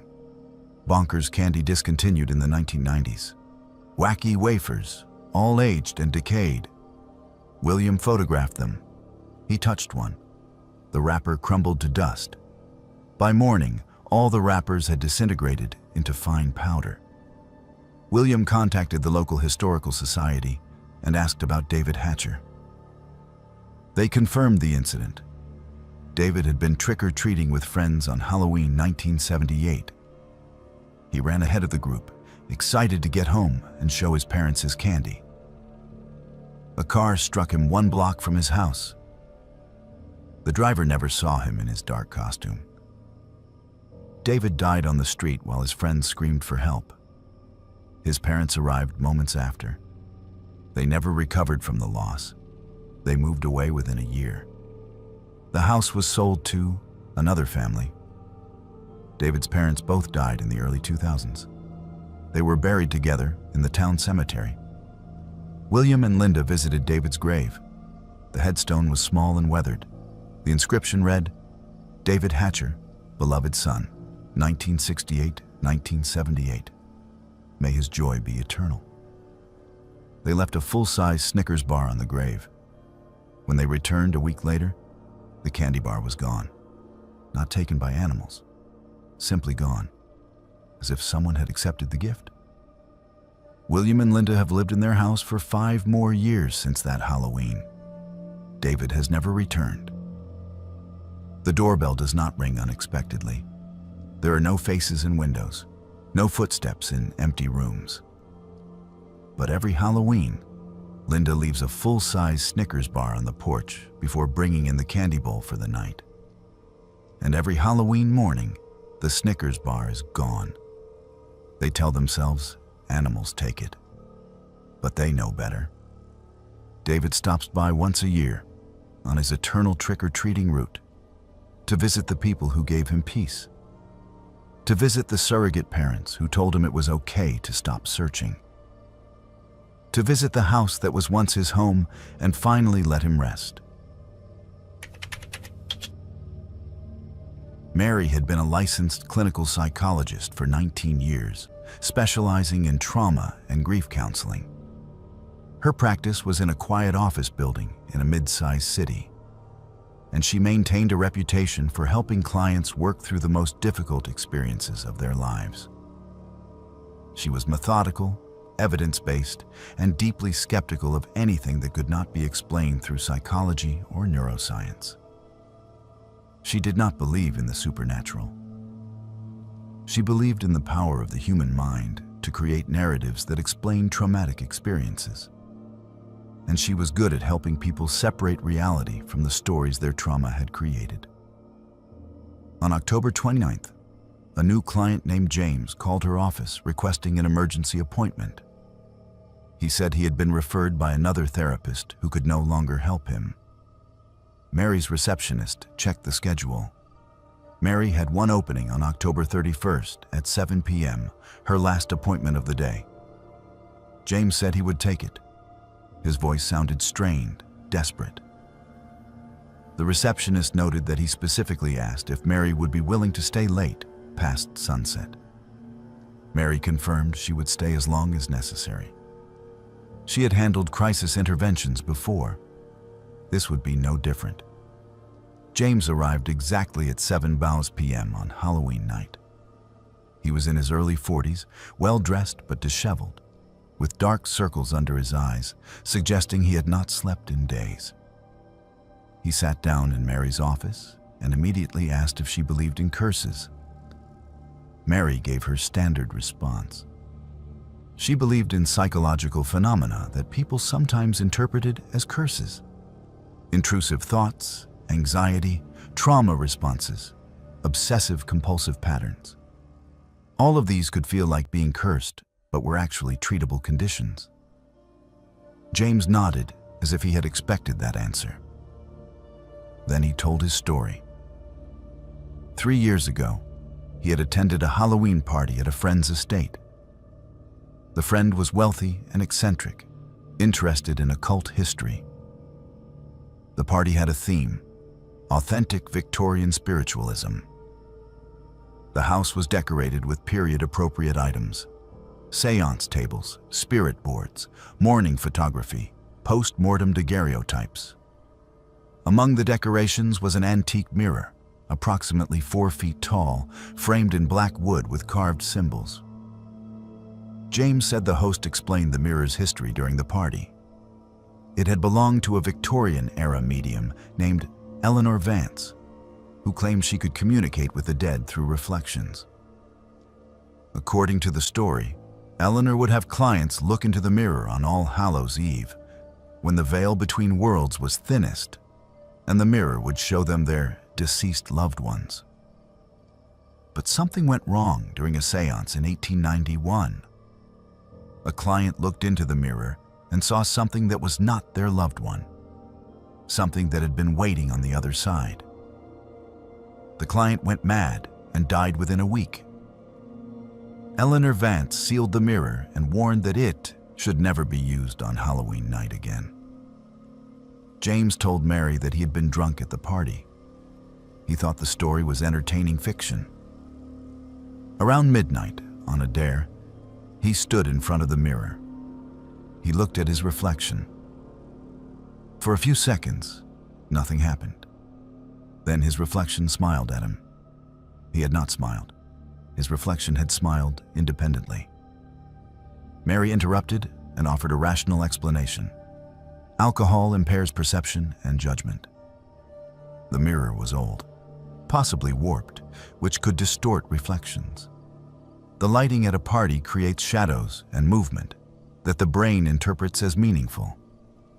James was experiencing a false memory enhanced by suggestion and anxiety.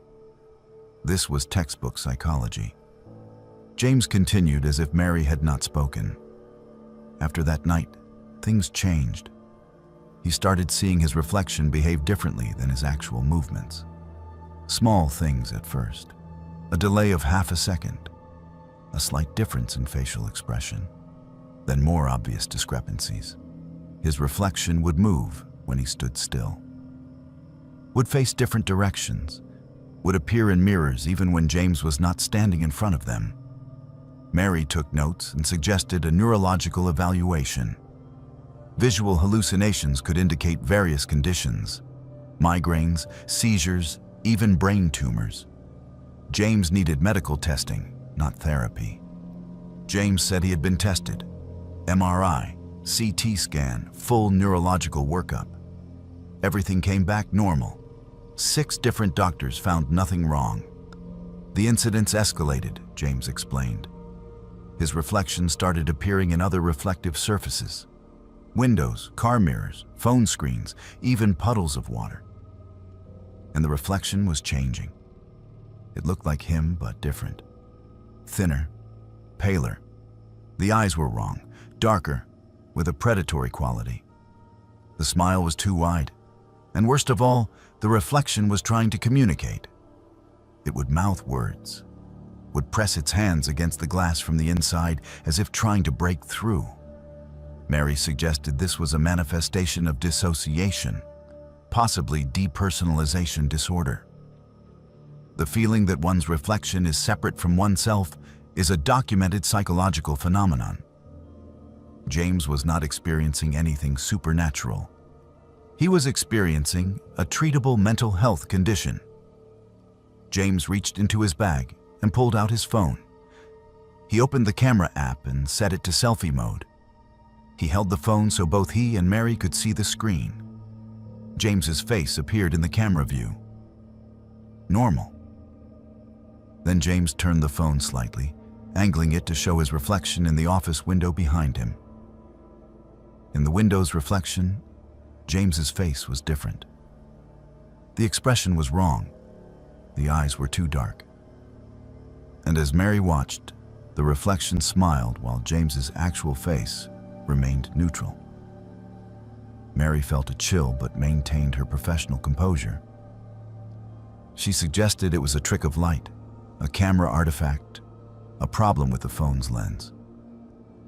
James turned the phone back to normal selfie mode. His face looked normal again. He switched back to showing the window reflection. The wrong face returned. Mary asked to see the phone. James handed it to her. She examined it. The device was functioning normally. No cracks in the lens. No obvious explanation. Mary suggested they conduct an experiment. She stood next to James and looked at the window reflection. In the reflection, she saw herself normally.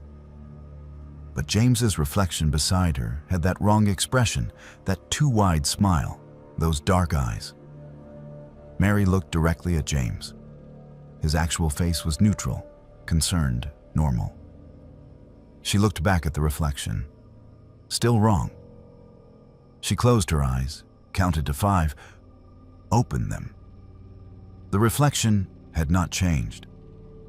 Mary felt her skepticism cracking, but clung to rationality. There had to be an explanation. Some property of the window glass, some optical illusion they were both perceiving. She suggested they move to a different room. They went to her waiting area. James stood in front of a large mirror on the wall. Mary stood beside him. In the mirror, Mary's reflection was normal. James's reflection had its hand raised in a wave. James's actual hand was at his side. Mary asked James to raise his hand. James raised his hand. In the mirror, the reflection lowered its hand. They were moving in opposite directions. Mary reached out and touched the mirror. The surface was cool, solid glass. She looked at her own reflection. Normal. She looked at James's reflection. It was staring directly at her now, ignoring the actual James. The reflection's eyes locked onto Mary's eyes, and it mouthed a word. Soon. Mary stepped back from the mirror. Her heart was racing. She had no explanation. She had witnessed something that should not be possible. James asked if she believed him now. Mary said she needed to think. She needed to research. She asked James to leave and return for another appointment. James said there was no point. He had seen that look before on the faces of the other therapists. The look that said they had seen something they could not explain and wanted nothing to do with him. James told Mary the final part of his story. The reflection was getting stronger.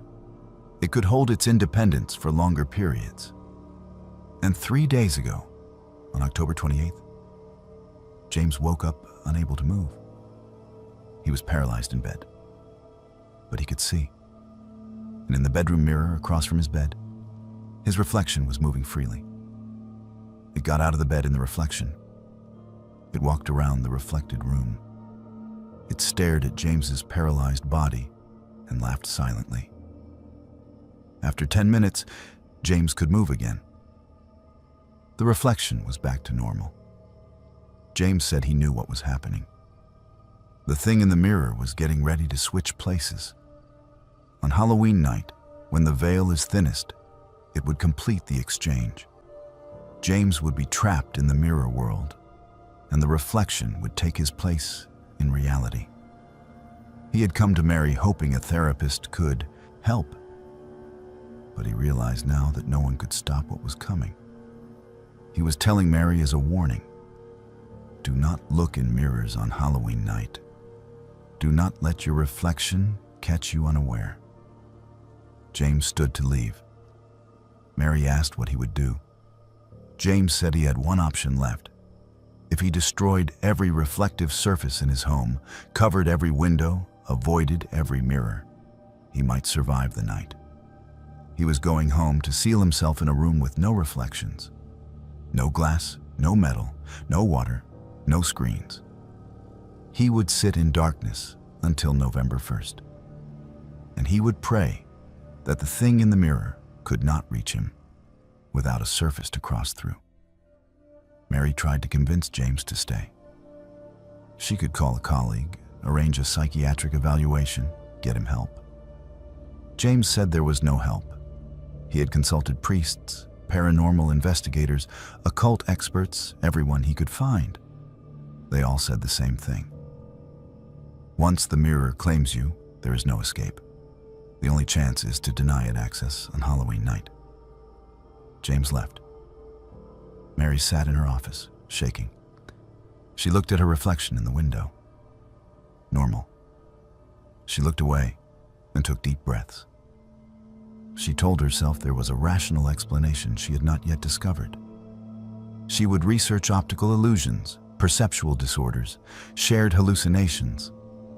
There had to be science that explained this. Mary stayed late in her office, researching. She lost track of time. When she finally checked her phone, it was 11:47 p.m. Still October 31st, 13 minutes until midnight. She gathered her things and prepared to leave. As she reached for her coat, she caught sight of her reflection in the office window. Her reflection was putting on a coat. But Mary had not touched her coat yet. Her hand was still extended toward it. In the reflection, her hand was already holding it. Mary froze. She watched her reflection finish putting on the coat, pick up the briefcase, and walk toward the door. Mary had not moved. Her reflection reached the door in the mirror. It turned and looked directly at Mary. It smiled. Then it stepped through the door in the reflection and disappeared. Mary could not move. She stood paralyzed, staring at the window. In the reflection, the office was empty. She was not there. She looked down at her physical body, still present. She looked back at the window. No reflection. She was casting no reflection. Mary's phone buzzed. Midnight, November 1st. Halloween was over. Mary raised her hand. In the window, nothing. No reflection raised its hand back. Mary understood then what James had been trying to warn her about. By witnessing his curse, by seeing his reflection's independence, she had attracted its attention. And now something in the mirror world knew she existed. Something that had taken her reflection. Something that would be waiting the next time she looked in a mirror, ready to complete what it had started. Mary has not looked in a mirror since that night. She avoids all reflective surfaces. She had the mirrors in her home removed. She keeps her phone screen off. She does not go near windows after dark. But sometimes, in the peripheral vision, she sees movement in a turned-off computer screen, in a darkened window, in the chrome of a passing car. And she knows her reflection is still out there, living her life in the mirror world, growing stronger, waiting for the next Halloween when the veil will thin again and the exchange can be completed. Hello everyone, welcome back to Buried Files. Tonight we bring you 6 deeply disturbing, true Alaskan small-town horror stories that will make you question what really happens in America's most isolated and unforgiving frontier communities. These are not fictional tales, but real accounts from the remote villages and settlements scattered across Alaska's vast wilderness, where help is hours away and darkness reigns for months at a time. Each story has been meticulously documented through police reports, witness interviews, and local testimonies from communities that still refuse to speak openly about what they experienced. Alaska's small towns harbor mysteries that most people will never hear about, and perhaps that is for the best. If you appreciate genuine horror content rooted in verified events that will keep you awake at night, subscribe to Buried Files and hit the notification bell so you never miss our latest deep dives into real darkness. After you hear these chilling accounts, we want to hear from you in the comments below about your own experiences with the unexplained. Now, settle in as we explore the terror that lurks in Alaska's forgotten towns, where isolation breeds secrets and the cold is not the only thing you need to fear.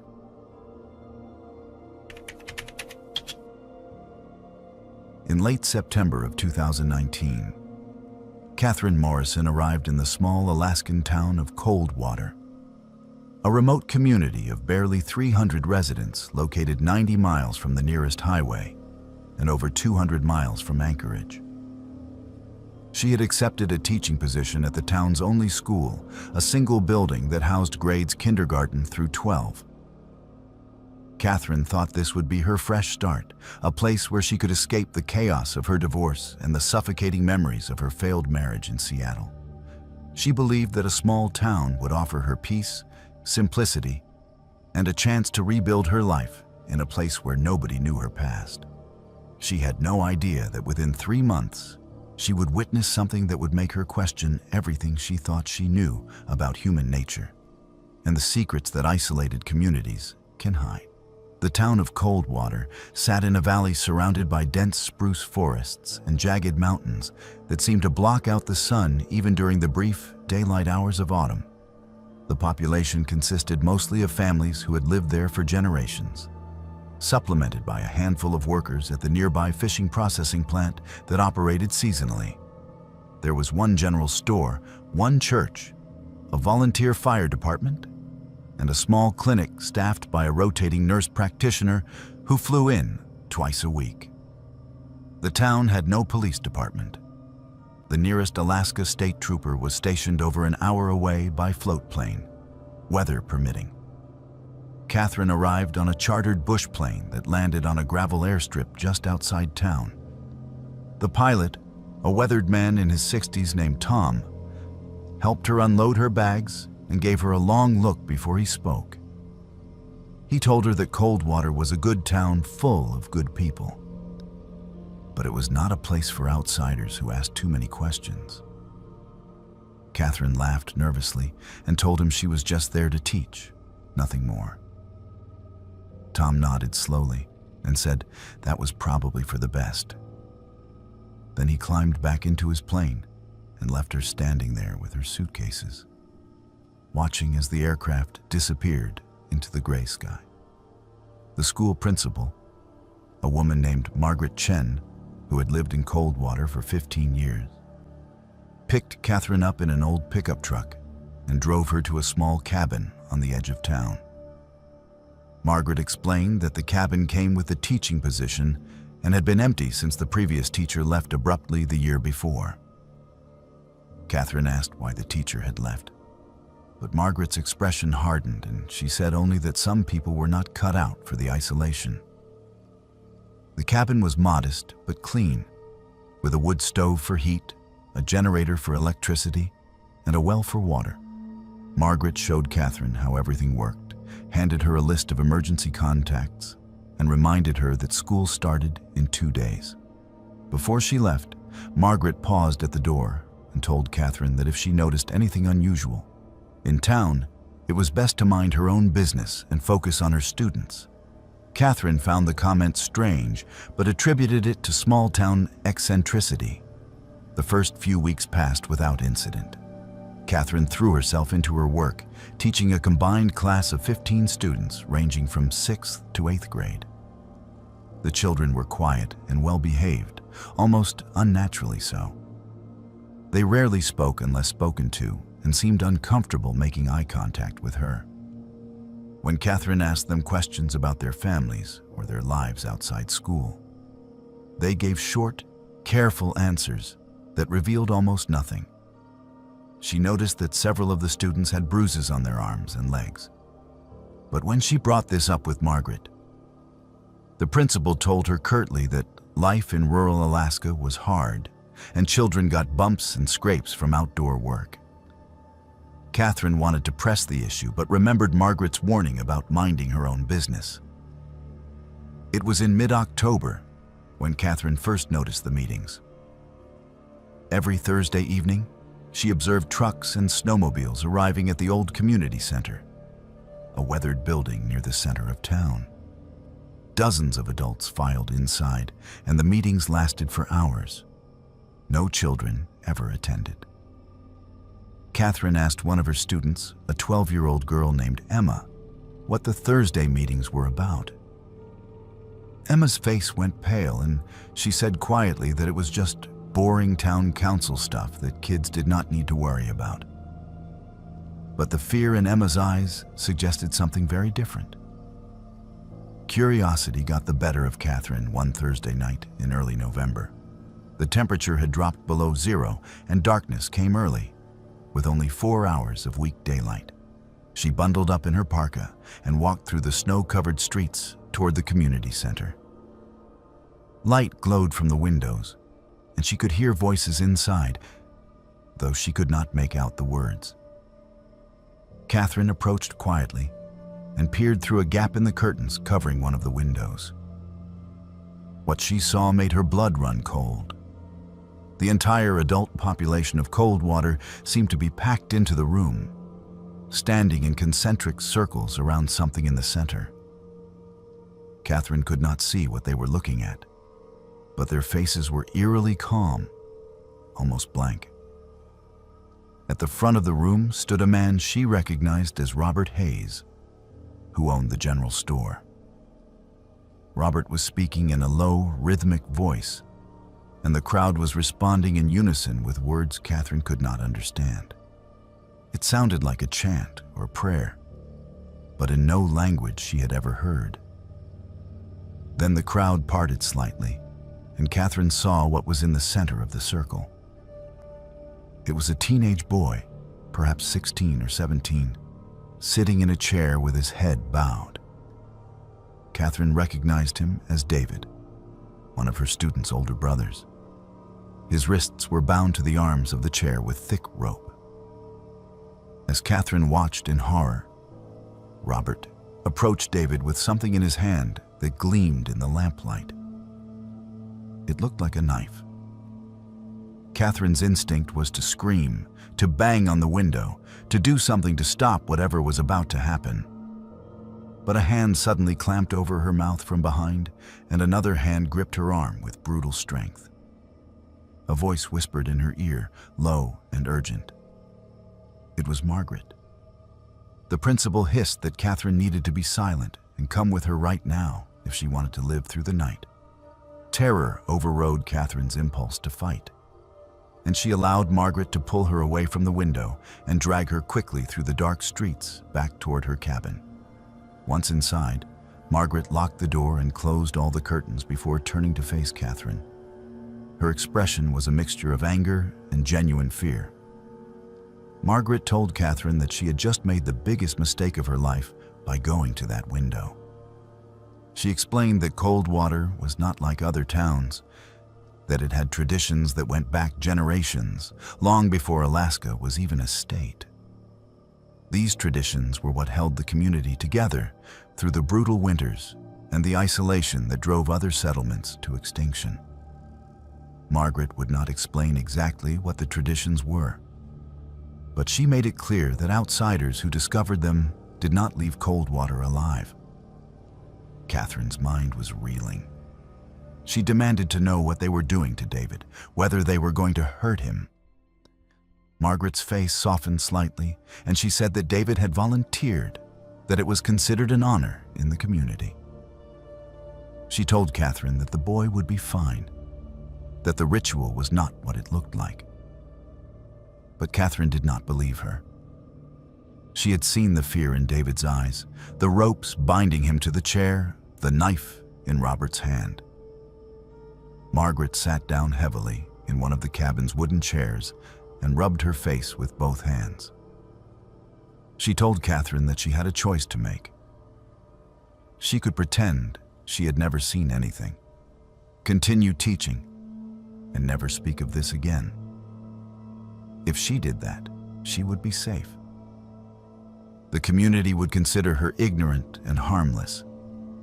But if she tried to leave town, or if she tried to contact the authorities, She would disappear just like the teacher before her had disappeared.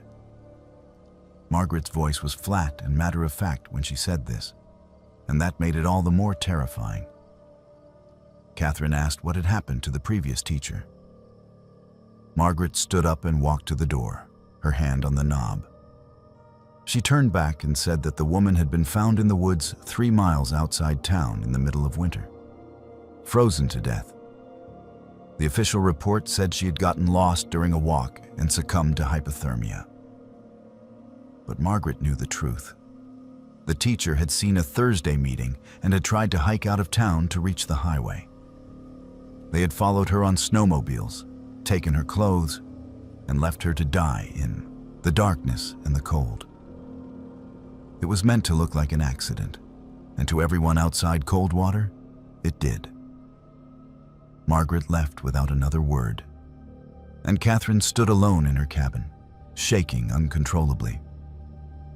She wanted to run, to grab her satellite phone and call for help, to do anything except stay in this nightmare town for another second. But she knew Margaret was telling the truth. She was 90 miles from the nearest road through some of the most unforgiving wilderness in North America. Winter was closing in. The temperatures would soon be deadly. Even if she could make it out of town without being caught, she would freeze to death before she reached help. For the next 2 weeks, Catherine lived in a state of constant terror. She continued teaching as if nothing had happened, but she could barely look at her students without wondering what they knew about their town's dark secrets. David returned to school 3 days after the meeting with a bandage on his left forearm. He seemed pale and withdrawn, but otherwise unharmed. Catherine wanted to ask him what had happened, but she could feel eyes on her constantly. Margaret watched her. Robert watched her. Even the children seemed to be reporting her every move. Then, in late November, Catherine witnessed something that finally made her understand the full horror of Coldwater's traditions. She was walking past the community center late one afternoon when she heard screaming from inside. It was a woman's voice, raw and anguished. Without thinking, Catherine ran to the building and pushed open the door. Inside, she found a scene that would haunt her for the rest of her life. A woman named Lisa, whose daughter was in Catherine's class, was kneeling on the floor, surrounded by a dozen other townspeople. In her arms was a bundle wrapped in blankets, and from the bundle came the weak, mewling cry of an infant. But something was wrong with the baby. Catherine could see its small hand reaching out from the blankets, and the fingers were twisted and malformed. Lisa was sobbing, begging them not to take her child, but the people surrounding her were unmoved. Robert Hayes stood over Lisa with the same blank expression Catherine had seen during the Thursday meeting. He told Lisa that the community had rules, that defective children could not be allowed to drain resources that the whole town needed to survive. He said it was for the greater good. Catherine finally understood. Coldwater did not just have strange traditions. It practiced a brutal form of collective survival that involved sacrificing anyone who was deemed weak or defective. The Thursday meetings were where these decisions were made, where the community decided who would be allowed to stay and who would be taken into the woods and left to die. David had been tested and found acceptable. Lisa's baby had not. Catherine turned and ran from the community center. She ran back to her cabin, locked herself inside, and vomited until there was nothing left in her stomach. She knew she could not stay. She knew they would eventually decide she was a threat. But she also knew she could not escape through the wilderness in the dead of winter. She was trapped. It took Catherine 3 more weeks to formulate a plan. She befriended Tom, the bush pilot, during one of his supply runs to Coldwater. She told him she had a family emergency and needed to leave as soon as possible. She paid him double his usual fee in cash and made him promise not to tell anyone in town. Tom agreed, though his eyes showed he knew something was wrong. On the morning of December 18th, Catherine walked to the airstrip with only a small backpack. She told Margaret she was going for a walk to clear her head. The temperature was 15 below zero and a light snow was falling. Tom was waiting with his plane already running. Catherine climbed in, and they took off before anyone in Coldwater realized she was leaving. As the plane climbed into the gray sky, Catherine looked down at the town below. She could see people emerging from buildings, pointing up at the aircraft. She could see snowmobiles starting up, though there was nothing they could do now. She was free. But Catherine never told anyone what she had seen in Coldwater. She never went to the authorities or the media, because Tom had told her something during the flight that made her realize the truth was even worse than she had thought. He told her there were dozens of towns like Coldwater scattered across the Alaskan wilderness, each with their own brutal traditions of survival. He told her that the state knew about them, but did nothing because these communities were so remote and self-sufficient that they were essentially invisible. He told her that if she spoke out, she would not just be fighting one small town. She would be fighting a network of isolated settlements that protected each other and eliminated threats without hesitation. Catherine lives in Portland now, working at a public school and trying to forget. But she still wakes up in the middle of the night, thinking about Lisa's baby, and David tied to the chair, and the previous teacher frozen in the woods. And she knows that right now, in Coldwater, another Thursday meeting is happening. Another decision is being made. Another person is being judged. And there is nothing anyone can do to stop it.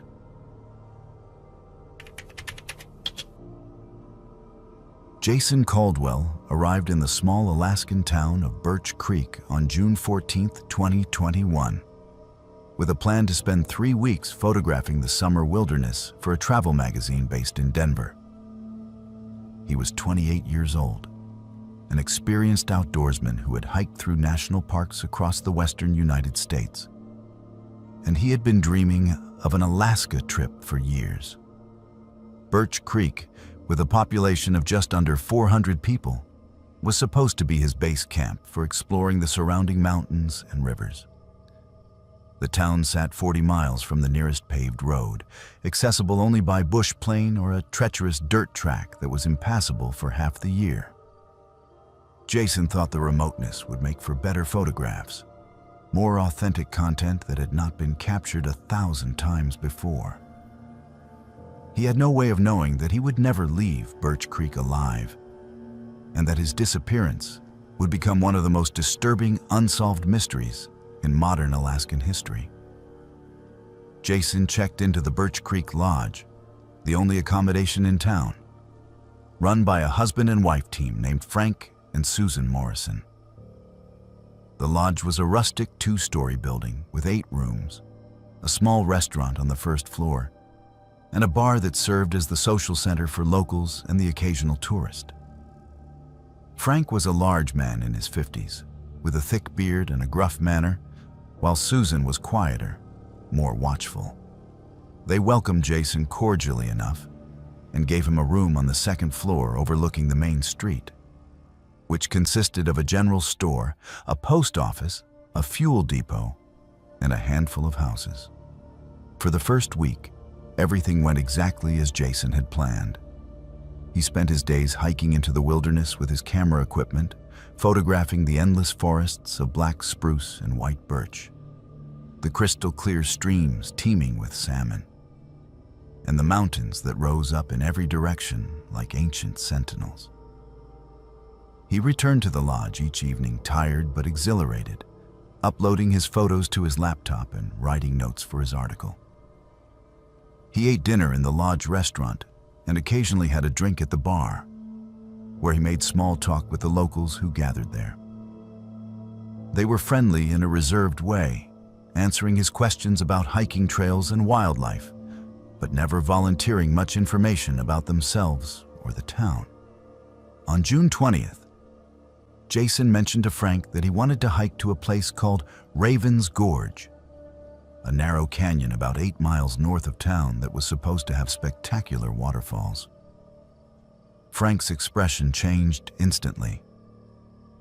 He told Jason that Raven's Gorge was not a good place to go, that the terrain was dangerous and people had gotten hurt there in the past. Jason pressed for details, but Frank became evasive, saying only that it was easy to lose your way in that area and that cell phones did not work out there. Jason thanked him for the warning, but made it clear he intended to go anyway. He was an experienced hiker. He had a satellite GPS device, and he was not afraid of challenging terrain. Frank stared at him for a long moment and then walked away without another word. The next morning, June 21st, Jason left the lodge at 6 in the morning. He told Susan he would be back by nightfall and asked her to save him a plate of whatever the dinner special was. Susan nodded and watched from the window as Jason walked down the street and disappeared into the forest at the north end of town. That was the last confirmed sighting of Jason Caldwell alive. When Jason failed to return by 10 that night, Susan mentioned it to Frank, but he said the young man had probably underestimated the hike and decided to camp overnight. He would likely show up in the morning tired and embarrassed. But when Jason did not appear by noon the next day, Susan insisted they contact the Alaska State Troopers. The nearest trooper, a man named Sergeant Michael Torres, flew into Birch Creek that afternoon and immediately organized a search party. Sergeant Torres interviewed Susan and Frank, who repeated what they had told him about Jason's destination. Torres then asked for volunteers from the town to help search the area around Raven's Gorge. A dozen men stepped forward, including Frank and a lean, silent man named Christian Novak, who worked as a hunting guide. Torres noted that the volunteers seemed competent and familiar with the wilderness, which was fortunate given the vast area they needed to cover. The search party set out at dawn on June 23rd, spreading out in a grid pattern as they moved north toward Raven's Gorge. The terrain was brutal, with thick underbrush, steep hillsides, and countless streams that had to be crossed. Torres kept the searchers in radio contact as best he could, but the mountains interfered with the signal. By late afternoon, one of the groups radioed that they had found something. It was Christian Novak's team, and they were at the southern entrance to Raven's Gorge. When Torres reached the location, Christian showed him what they had discovered. It was Jason's backpack, sitting upright on a flat rock beside the trail. The backpack was completely intact, not torn or damaged in any way. Inside, Torres found Jason's wallet, his satellite GPS device, his camera with a memory card still in it, 3 energy bars, and a full water bottle. Everything a hiker would need for a day trip.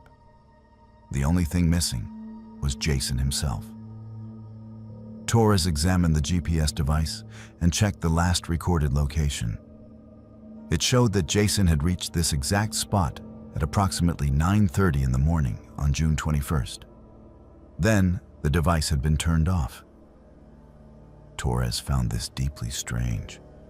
Why would an experienced hiker turn off his GPS in unfamiliar wilderness? And why would he leave his backpack with all his supplies sitting neatly on a rock? Christian suggested that maybe Jason had set down his pack to take photographs without the extra weight and had wandered off the trail. Torres agreed this was possible and ordered the search to focus on the area immediately surrounding the backpack location. For the next 3 days, the search party combed through Raven's Gorge and the surrounding forest. They found no trace of Jason, no footprints, no torn clothing, no signs of a struggle or an animal attack. It was as if he had simply vanished into thin air. On June 27th, Torres expanded the search radius and brought in additional troopers and a search and rescue dog team from Anchorage.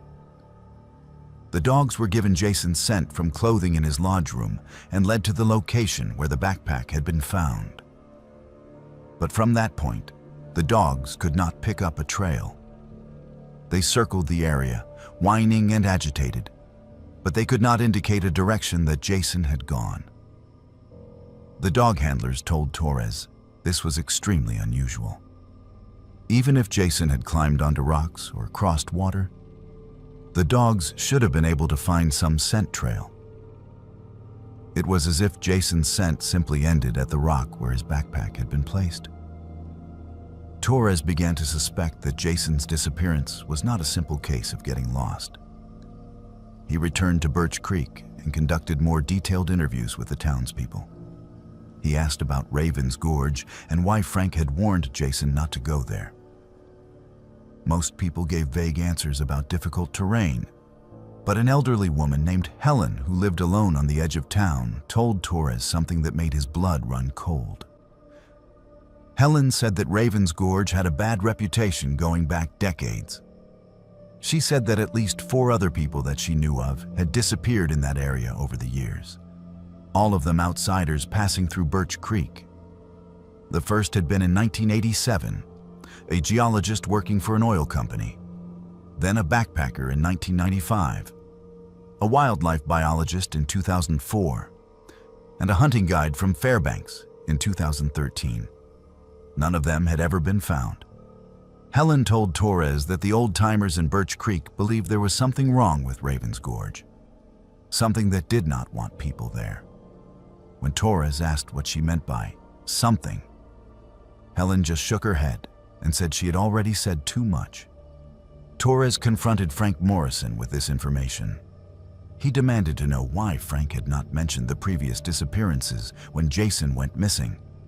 Frank's face hardened.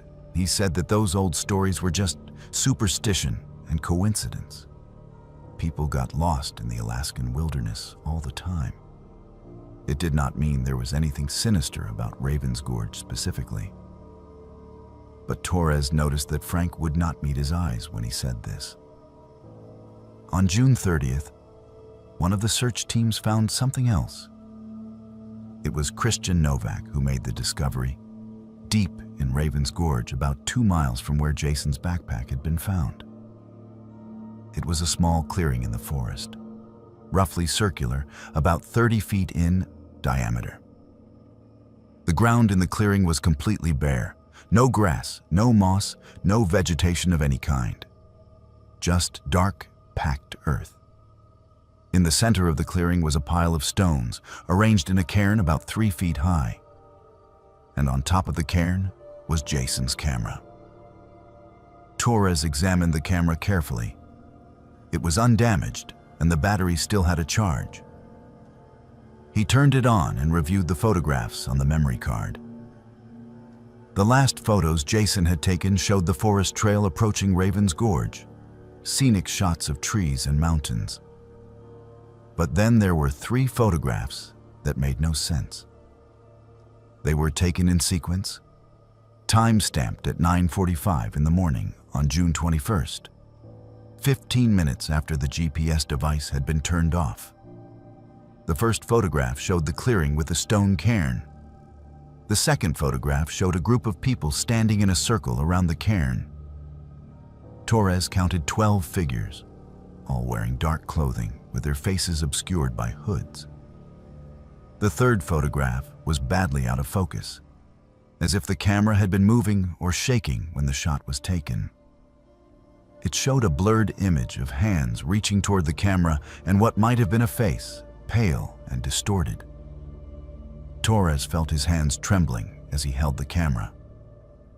He asked Christian how the camera had gotten on top of the cairn when Jason's backpack had been found 2 miles away. Christian had no answer. Torres then asked if Christian recognized any of the people in the photograph, but Christian said the image was too unclear to identify anyone. Torres did not believe him. The way Christian's jaw tightened when he looked at the photo told Torres that the man knew exactly who those people were. Torres returned to Birch Creek and confronted the entire town at a meeting in the community center. He showed the photographs to everyone and demanded an explanation. He said he believed that someone in Birch Creek knew what had happened to Jason Caldwell and that he intended to investigate this as a possible homicide. The room was silent. People looked at each other, but no one spoke. Finally, Frank Morrison stood up and said that Torres was wasting his time. He said the photograph proved nothing except that Jason had found some old ceremonial site, probably Native Alaskan, and taken pictures before he wandered off and got lost. Frank said that if Torres wanted to waste state resources searching for a careless tourist, that was his business. But the people of Birch Creek had lives to live and could not spend any more time on this. Torres knew he was beaten. Without cooperation from the locals, without physical evidence of a crime, and with hundreds of square miles of wilderness to search, there was no way to prove what had happened to Jason. The official search was called off on July 5th, 2021. Jason Caldwell was declared a missing person, and the case remains open, but inactive. But Sergeant Torres did not give up entirely. He spent months investigating Birch Creek from a distance, pulling records and talking to people who had visited the town over the years. He discovered that Helen had been telling the truth about the previous disappearances. 4 people had indeed vanished near Ravens Gorge going back to 1987, all of them outsiders, all of them last seen in Birch Creek. And in each case, the searches had found strange evidence that made no sense. The geologist's boots had been found neatly placed on a tree stump. The backpacker's tent had been found fully set up with all her gear inside, but no sign of the woman herself. The wildlife biologist's notebook had been found with pages torn out. The hunting guide's rifle had been found leaning against a rock, unloaded, with the ammunition scattered in a perfect circle around it. Torres also discovered something else. He found records of land ownership in the Ravens Gorge area and learned that the clearing where Jason's camera had been found was on private property that had been in the same family for over 100 years. The family name was Novak. Christian Novak's family. Torres attempted to get a warrant to search the Novak property, but the district attorney refused. There was no probable cause, no evidence of a crime, just a series of coincidences and a photograph that could be interpreted a dozen different ways. Torres was told to let it go. But Torres could not let it go. He became obsessed with the case, convinced that the people of Birch Creek were protecting a terrible secret. He believed that whatever happened in Ravens Gorge was not random, that it was deliberate, and that Jason Caldwell had stumbled onto something he was never meant to see. Torres believed the photograph showed a ritual, and that the hooded figures had taken Jason for reasons he could only guess at. In December of 2022, Sergeant Michael Torres took early retirement from the Alaska State Troopers. He told colleagues he was burned out and needed a change. But those who knew him well said he was a different man after the Jason Caldwell case, haunted and withdrawn. Torres moved to Arizona and cut off contact with almost everyone he knew in Alaska. To this day, Jason Caldwell's family offers a $50,000 reward for information leading to his whereabouts. They have hired private investigators and psychics and searched on their own. But Birch Creek remains silent. The people there refuse interviews and run off anyone who asks too many questions about Ravens Gorge. And every year, on the anniversary of Jason's disappearance, someone places fresh flowers on the stone cairn in the clearing. Sergeant Torres knows this because he hired a private investigator to set up a trail camera watching the site. The camera shows a hooded figure approaching in the early morning darkness, placing the flowers and leaving without ever showing their face. Jason's mother keeps his camera in a locked drawer in her home in Denver. She has looked at those last 3 photographs 1,000 times, searching for some clue, some detail that might explain what happened to her son. But all she sees are shadows and blurred faces and the image of hands reaching toward the camera in the instant before everything went dark. And in Birch Creek, Christian Novak still guides hunters through the wilderness. And Frank Morrison still runs the lodge. And the people still gather in private and speak in whispers about the things that must be done to keep their town alive in the unforgiving Alaskan wild. And Ravens Gorge waits, silent and patient, for the next outsider who ignores the warnings and ventures too deep into places where they do not belong.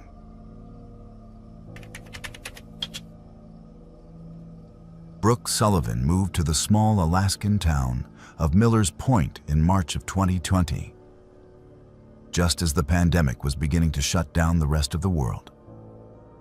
She had lost her job as a restaurant manager in Juneau and could no longer afford her apartment there. A friend of a friend told her about a cheap rental in Millers Point, a tiny fishing community of 200 people on the coast, where the cost of living was low and jobs at the cannery were usually available.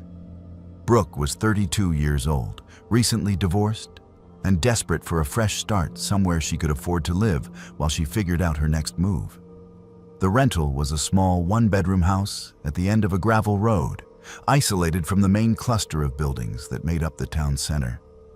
The landlord, a man who lived in Anchorage and owned several properties in remote communities, rented it to her for $600 a month, which was all she could manage. Brooke thought the isolation would be peaceful, a chance to heal from her failed marriage and reset her life. She had no idea that the house's isolation would become a prison, and that her neighbor would turn her peaceful retreat into a nightmare that would change her understanding of how evil can hide behind a friendly face. The house was small but adequate, with a wood stove for heat, a propane generator for electricity, and well water that tasted faintly of iron. The furniture was old but functional. The windows were drafty and the floors creaked, but Brooke had lived in worse places. What mattered most was that it was hers, at least for as long as she could pay the rent. The nearest neighbor was about 200 yards away through a thin strip of spruce trees. Brooke could see the neighbor's house from her kitchen window, a larger and better maintained building with a satellite dish on the roof and a newish pickup truck parked outside. On her second day in Millers Point, the neighbor came to introduce himself. His name was Adam Pierce, and he appeared to be in his mid-40s, tall and lean with graying hair and a quiet, careful way of speaking. He welcomed Brooke to the area and told her that if she needed anything, she should not hesitate to ask. He explained that living in remote Alaska required neighbors to look out for each other because help from town could be a long time coming in an emergency. Brooke thanked him and appreciated the gesture. Adam seemed kind and respectful, keeping a polite distance and not overstaying his welcome. Before he left, he mentioned that he worked from home as a software consultant and was around most of the time if she ever needed assistance with anything. For the first few weeks, Adam was the model neighbor. He helped Brooke figure out how to properly maintain her wood stove when she was having trouble keeping the house warm. He showed her where the best spot was to get cell phone reception, a small hill about a quarter-mile away, where you could sometimes get a single bar of service. He even brought her fresh-caught halibut one evening, saying he had caught more than he could eat and thought she might enjoy some. Brooke was grateful for his kindness and felt fortunate to have such a helpful neighbor in such an isolated place. But then small things started to happen that made Brooke uncomfortable. She began noticing that items in her house were not quite where she had left them. A coffee mug moved from one counter to another. A book on her nightstand that she was certain she had left closed was now open to a different page. A chair in her living room turned at a slightly different angle. Each incident was minor enough that Brooke convinced herself she was misremembering or being paranoid. The isolation and silence of the house were getting to her, making her imagine things. Then one morning in early April, Brooke woke up and found muddy boot prints on her kitchen floor, leading from the back door to the hallway outside her bedroom. Her back door was locked from the inside, and she had heard nothing during the night. The boot prints were too large to be hers. Someone had been in her house while she was sleeping. Brooke's hands shook as she examined the prints. They led to her bedroom door, and then back to the kitchen, as if someone had stood outside her room watching her sleep before leaving the way they had come. Brooke immediately walked to Adam's house and knocked on the door. When he answered, she told him about the boot prints and asked if he had seen anyone around her property. Adam's face showed concern, and he said he had not noticed anything unusual, but he would keep an eye out. He suggested that maybe it had been an animal, perhaps a bear, though he admitted bear prints did not really look like boot prints. His explanation made no sense, and Brooke left feeling more unsettled than reassured. She noticed as she walked away that Adam was wearing boots, and she wondered about the size. That night, Brooke wedged a chair against her back door and slept with a kitchen knife under her pillow. She barely slept at all, jerking awake at every small sound. In the morning, the chair was still in place, but when she looked out her kitchen window toward Adam's house, she saw him standing on his porch, looking directly at her window. When he saw her looking back, he raised his hand in a casual wave and went back inside. The gesture felt wrong, almost mocking. Over the next week, the incidents escalated. Brooke began hearing footsteps on her porch at night, soft and deliberate, circling the house. When she looked out the windows, she saw no one. She found scratches on her bedroom window, as if someone had been testing whether it would open. Her mail, which was delivered to a box at the end of her driveway, started arriving already opened. And twice she came home from trips to the general store to find her front door unlocked, even though she was certain she had locked it before leaving.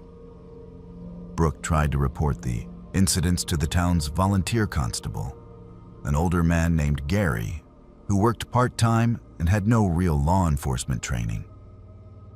Gary listened to her story and said he would look into it, but he clearly did not take her seriously. He suggested she was probably not used to living alone in such a remote area, and that isolation could play tricks on the mind. He told her to install better locks and maybe get a dog for security. Brooke left his office feeling dismissed and alone. She decided to confront Adam directly. One afternoon, she walked to his house and knocked on the door. When he answered, she told him plainly that she believed someone was harassing her and that she suspected it might be him. Adam's expression did not change. He looked at her with calm, unreadable eyes and asked why she would think such a thing. Brooke explained about the boot prints, the disturbed items, the footsteps, the scratches. Adam listened quietly and then told her he was sorry she was having such a difficult time adjusting to life in Miller's Point. But he had nothing to do with any of it. He said that perhaps she should consider moving somewhere less isolated if she was feeling this paranoid and unsafe. The way he said paranoid made it clear he thought she was mentally unstable. That night, Brooke decided to set a trap. She took a photo of her living room with her phone, making sure to capture the exact position of every object. The coffee table, the books, the couch cushions, everything. Then she left the house and walked to the general store, deliberately staying away for 2 hours. When she returned, she immediately took another photo. Someone had been inside. The coffee table had been moved 3 inches to the left. One of the couch cushions had been flipped over. And sitting on her kitchen counter was a piece of paper with a single word written on it in neat handwriting. Watching. Brooke felt her chest tighten with fear and rage. She grabbed the note and marched to Adam's house, pounding on the door. When he opened it, she shoved the paper in his face and demanded to know why he was doing this to her. Adam took the note, examined it, and then looked at her with what appeared to be genuine confusion. He said he did not know what she was talking about and asked if she had considered that maybe someone else in town had access to her house. He suggested that maybe her landlord had given a key to a previous tenant who had not returned it. The suggestion was plausible enough that Brooke hesitated, and in that moment of hesitation, Adam smiled. It was a small smile, barely noticeable, but it told Brooke everything she needed to know. He was enjoying this. Brooke contacted her landlord that same day, using the spotty cell phone reception from the Hill. She told him about the harassment and demanded to know who else had keys to the house. The landlord insisted that only he and Brooke had keys, but he offered to change the locks if it would make her feel better. He also mentioned, almost as an afterthought, that the previous tenant had left very suddenly in the middle of the night and had never collected her security deposit. When Brooke asked why the woman had left, the landlord said he did not know, that she had just called him and told him she was never coming back to Millers Point and to keep the deposit. This information sent a chill through Brooke. She asked the landlord what the previous tenant's name was, and he told her it was a woman named Rachel Dunn. Brooke asked if he had contact information for Rachel, but the landlord said the number he had for her was disconnected. Brooke thanked him and ended the call, her mind racing. She needed to find Rachel Dunn and learn what had happened to her. It took Brooke 3 days of searching online and making calls to finally track down Rachel Dunn. She found her living in Seattle, working at a bookstore. When Brooke called and explained who she was and where she was living, there was a long silence on the other end of the line. Then Rachel asked in a shaking voice if Brooke's neighbor was a man named Adam Pierce. When Brooke confirmed this, Rachel began to cry. Rachel told Brooke everything. She said Adam had done the same things to her, the harassment, the stalking, the gaslighting. It had started small and escalated over months until Rachel was afraid to sleep in her own house.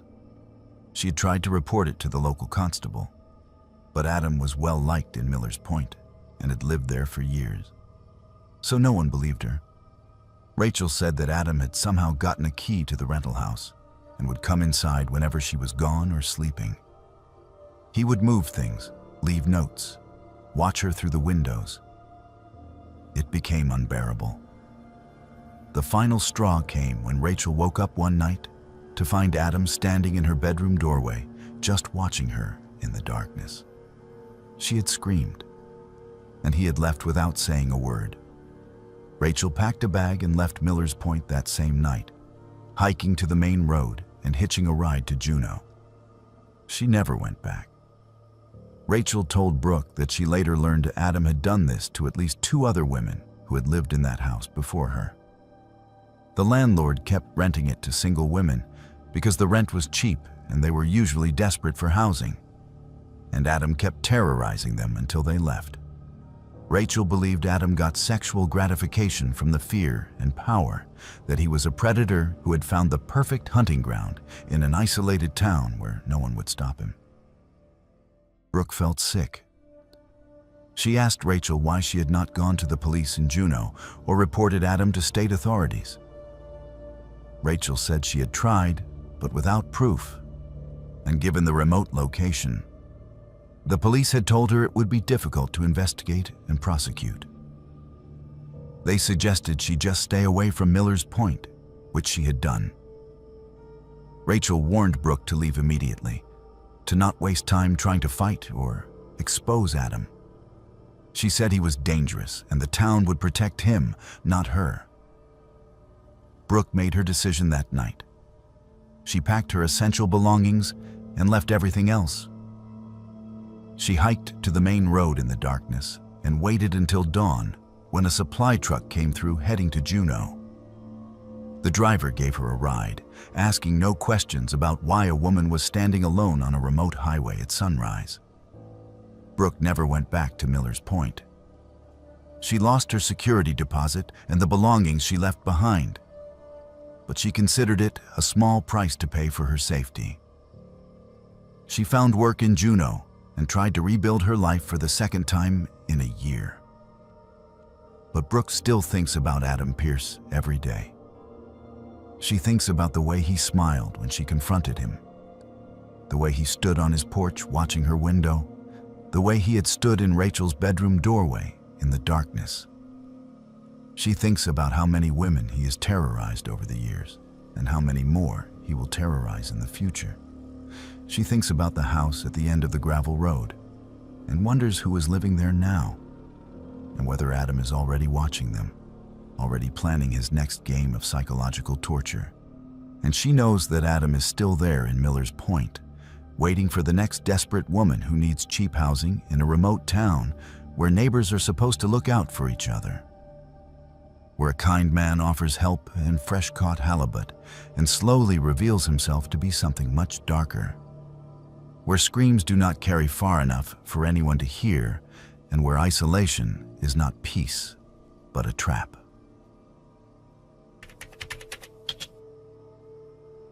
The winter of 2018 to 2019 was one of the coldest and darkest in recent memory for the small Alaskan town of McCarthy, population 250. The sun disappeared for nearly 2 months. The temperatures dropped to 40 below zero, and the snow piled so high that some houses were buried up to their windows. It was the kind of winter that tested the resolve of even the hardiest residents, the kind that made people wonder why anyone would choose to live in such an unforgiving place. But what made that winter truly unforgettable was not the cold or the darkness. It was the fact that 3 people vanished without a trace over the course of 12 weeks, disappearing one by one in a pattern so disturbing that it still haunts those who remain. The first to disappear was Sean Mitchell, a 41-year-old mechanic who had lived in McCarthy for 15 years. Sean was well-liked and reliable, the kind of man who would drop everything to help a neighbor fix a broken snowmobile or repair a generator. He lived alone in a small cabin on the south edge of town and kept to himself outside of work, but everyone knew him and trusted him. On the evening of December 7th, 2018, Sean left the town's only bar around 9 in the evening, telling the bartender he was heading home to get some sleep. The walk from the bar to his cabin was less than half a mile, a route Sean had walked hundreds of times. He never arrived home.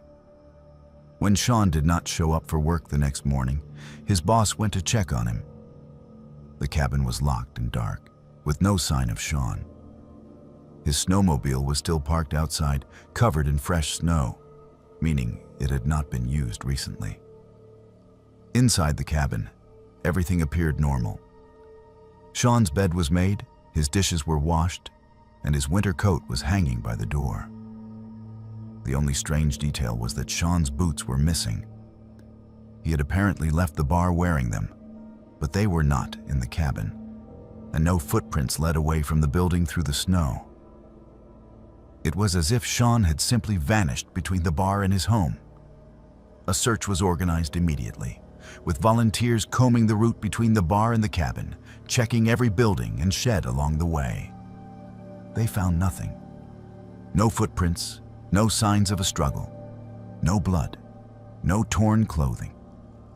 Sean Mitchell had disappeared as completely as if he had never existed.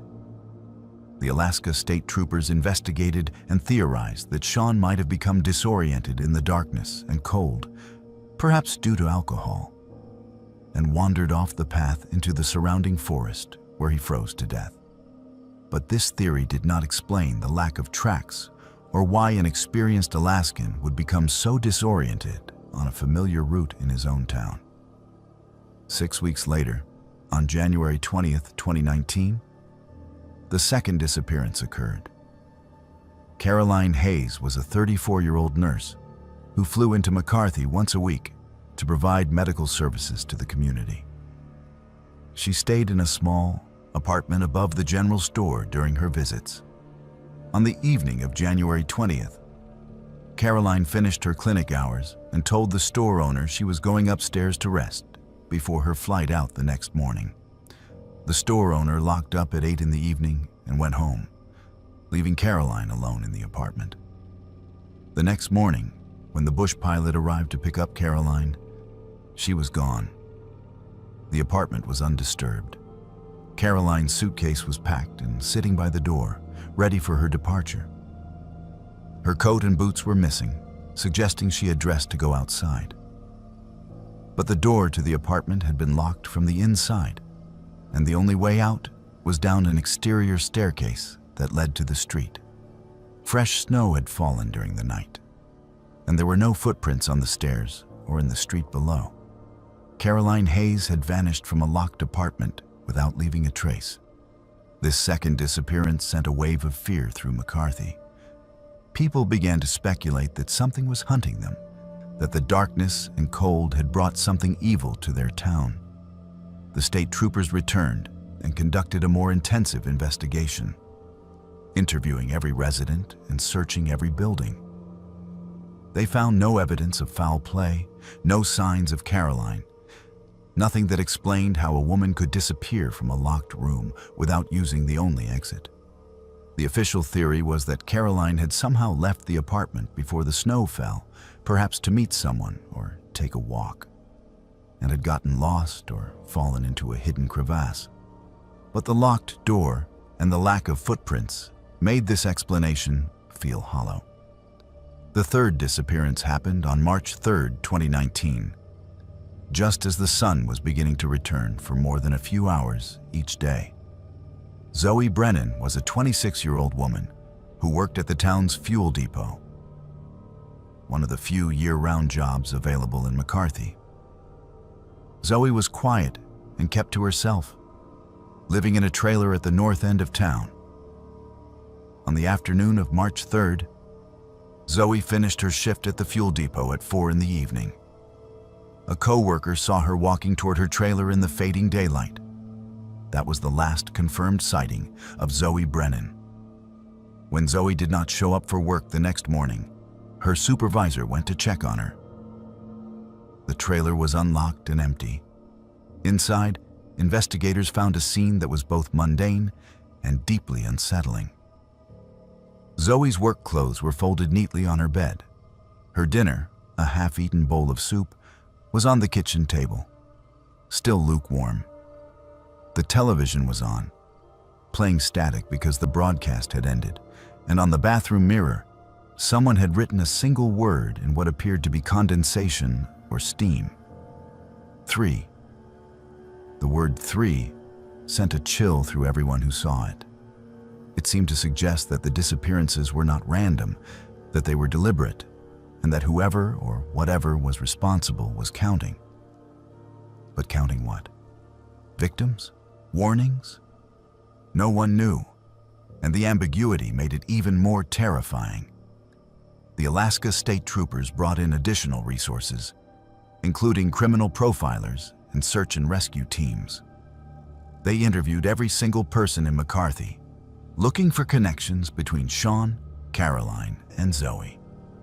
What they found was disturbing in its implications. All three had disappeared on dates that fell exactly 6 weeks apart. All three had vanished without any physical evidence of their departure. And all three had been alone at the time of their disappearance, with no witnesses to what had happened. More disturbing still was a detail that emerged during the investigation. A local woman named Linda, who had lived in McCarthy for 30 years, came forward with information she had been afraid to share. She told the troopers that similar disappearances had occurred in the winter of 1989 to 1990, 30 years earlier. 3 people had vanished that winter, one every 6 weeks, all without a trace. Linda had been young at the time and remembered the fear that had gripped the town. The disappearances had stopped after the third victim, and life had eventually returned to normal. People tried to forget, but Linda had never forgotten. And when the pattern repeated itself in 2019, she knew it was not a coincidence. The troopers searched through old records and confirmed Linda's story. In the winter of 1989 to 1990, 3 McCarthy residents had indeed disappeared under mysterious circumstances. The cases had never been solved. The files were still open but had long since gone cold. The similarities to the 2019 disappearances were undeniable. The 6-week intervals, the lack of physical evidence, the sense that something was deliberately taking people. But why every 30 years? And why always 3 people? And why did it stop after the third victim? These questions haunted the investigation, and no answers were found. The troopers explored every possible explanation: serial killer, cult activity, human trafficking, even animal attacks. Though no animal could explain the locked doors and missing footprints, nothing fit. The evidence, or rather, the lack of evidence, defied logical explanation. As winter turned to spring in 2019, the people of McCarthy waited in terror for a 4th disappearance. But it never came. 6 weeks passed, then 12, then 20. No one else vanished. It was as if whatever had taken Sean, Caroline, and Zoe was satisfied and had moved on. Or perhaps it was simply waiting, counting down the years until 2049, when it would return and claim 3 more victims. To this day, none of the 3 have been found. No bodies, no clothing, no evidence of what happened to them. The official files list them as missing persons, likely deceased due to exposure or misadventure. But those who lived through that winter in McCarthy know the truth is darker and stranger than any official report can capture. And there is one more detail that has never been made public, something that only a handful of people know. In the weeks following Zoe's disappearance, 2 other residents of McCarthy found messages in their homes. One found the word 3 written in frost on the inside of their bedroom window. Another found it scratched into the wooden door of their shed. Both people left McCarthy within days and have never returned. The town still exists, smaller now than it was in 2019. Some families left after that winter, unable to live with the fear and the unanswered questions. Those who remain do not talk about what happened, especially not to outsiders. They go about their lives, work their jobs, endure the long winters. But every December, when the darkness returns and the temperature plummets, they count the weeks and hold their breath and pray that the pattern will not repeat. Not this year. Not yet. And they wonder who will be chosen when it does. Kyle Pearson had worked the night shift at the Harbor Point Fuel Depot for 3 years. And in that time, he had seen just about everything the remote Alaskan fishing community had to offer. He had pumped gas for drunk fishermen at 2 in the morning, helped stranded travelers who had run out of fuel on the isolated coastal road, and dealt with his share of belligerent customers who did not appreciate that the depot was the only source of fuel for 60 miles in any direction. Kyle was 29 years old, saving money to buy his own fishing boat, and the night shift paid a premium that made the loneliness and boredom worth it. Harbor Point had a population of 320, most of whom worked at the fishing processing plant or on the boats that came and went with the seasons. The fuel depot sat on the edge of town, where the main road ended and the wilderness began. A small building with 2 pumps and a convenience section that sold basic supplies. Kyle worked alone from 10 in the evening until 6 in the morning, 5 nights a week. It was monotonous work, but Kyle did not mind. He liked the quiet and the solitude. At least, he did until the night of October 15th, 2022, when a customer arrived who would change everything. It was just past midnight when the headlights appeared on the road. Kyle was sitting behind the counter reading a paperback Western novel and drinking bad coffee from the machine that he had never managed to fix properly. He looked up as a white van pulled up to the pumps. The van was older, maybe 15 years, with no markings or windows in the back. Kyle could not see the license plate clearly through the rain that had been falling steadily all evening. A man got out of the driver's side and walked toward the building. He was in his 40s, average height and build, wearing a dark rain jacket and jeans. Nothing about him stood out as unusual. The man entered the depot and nodded to Kyle without speaking. He walked to the beverage cooler and grabbed 2 energy drinks, then picked up a bag of beef jerky from the rack. He brought the items to the counter and asked Kyle to turn on pump 2. His voice was flat and emotionless, the kind of tone that suggested he did not want conversation. Kyle rang up the items and told the man the total. The man paid in cash, exact change, and walked back outside to pump his gas. Kyle watched through the window as the man filled the van's tank.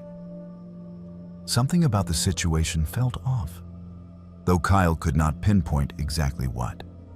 Maybe it was the late hour, or the man's unfriendly demeanor, or the way the van sat low on its suspension as if it was carrying something heavy. Kyle had developed good instincts during his years working nights in remote locations, and those instincts were telling him to pay attention. When the man finished pumping, he hung up the nozzle and walked toward the driver's door. But before he got in, he paused and looked back toward the depot. For a moment, his eyes met Kyle's through the window, and Kyle saw something in that gaze that made his stomach tighten. It was not anger or fear. It was calculation, as if the man was weighing options and making a decision.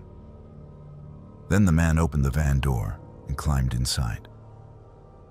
Kyle expected the van to drive away, but instead, the man sat there with the engine running. 1 minute passed, then 2. Kyle could see the man's silhouette through the windshield, unmoving.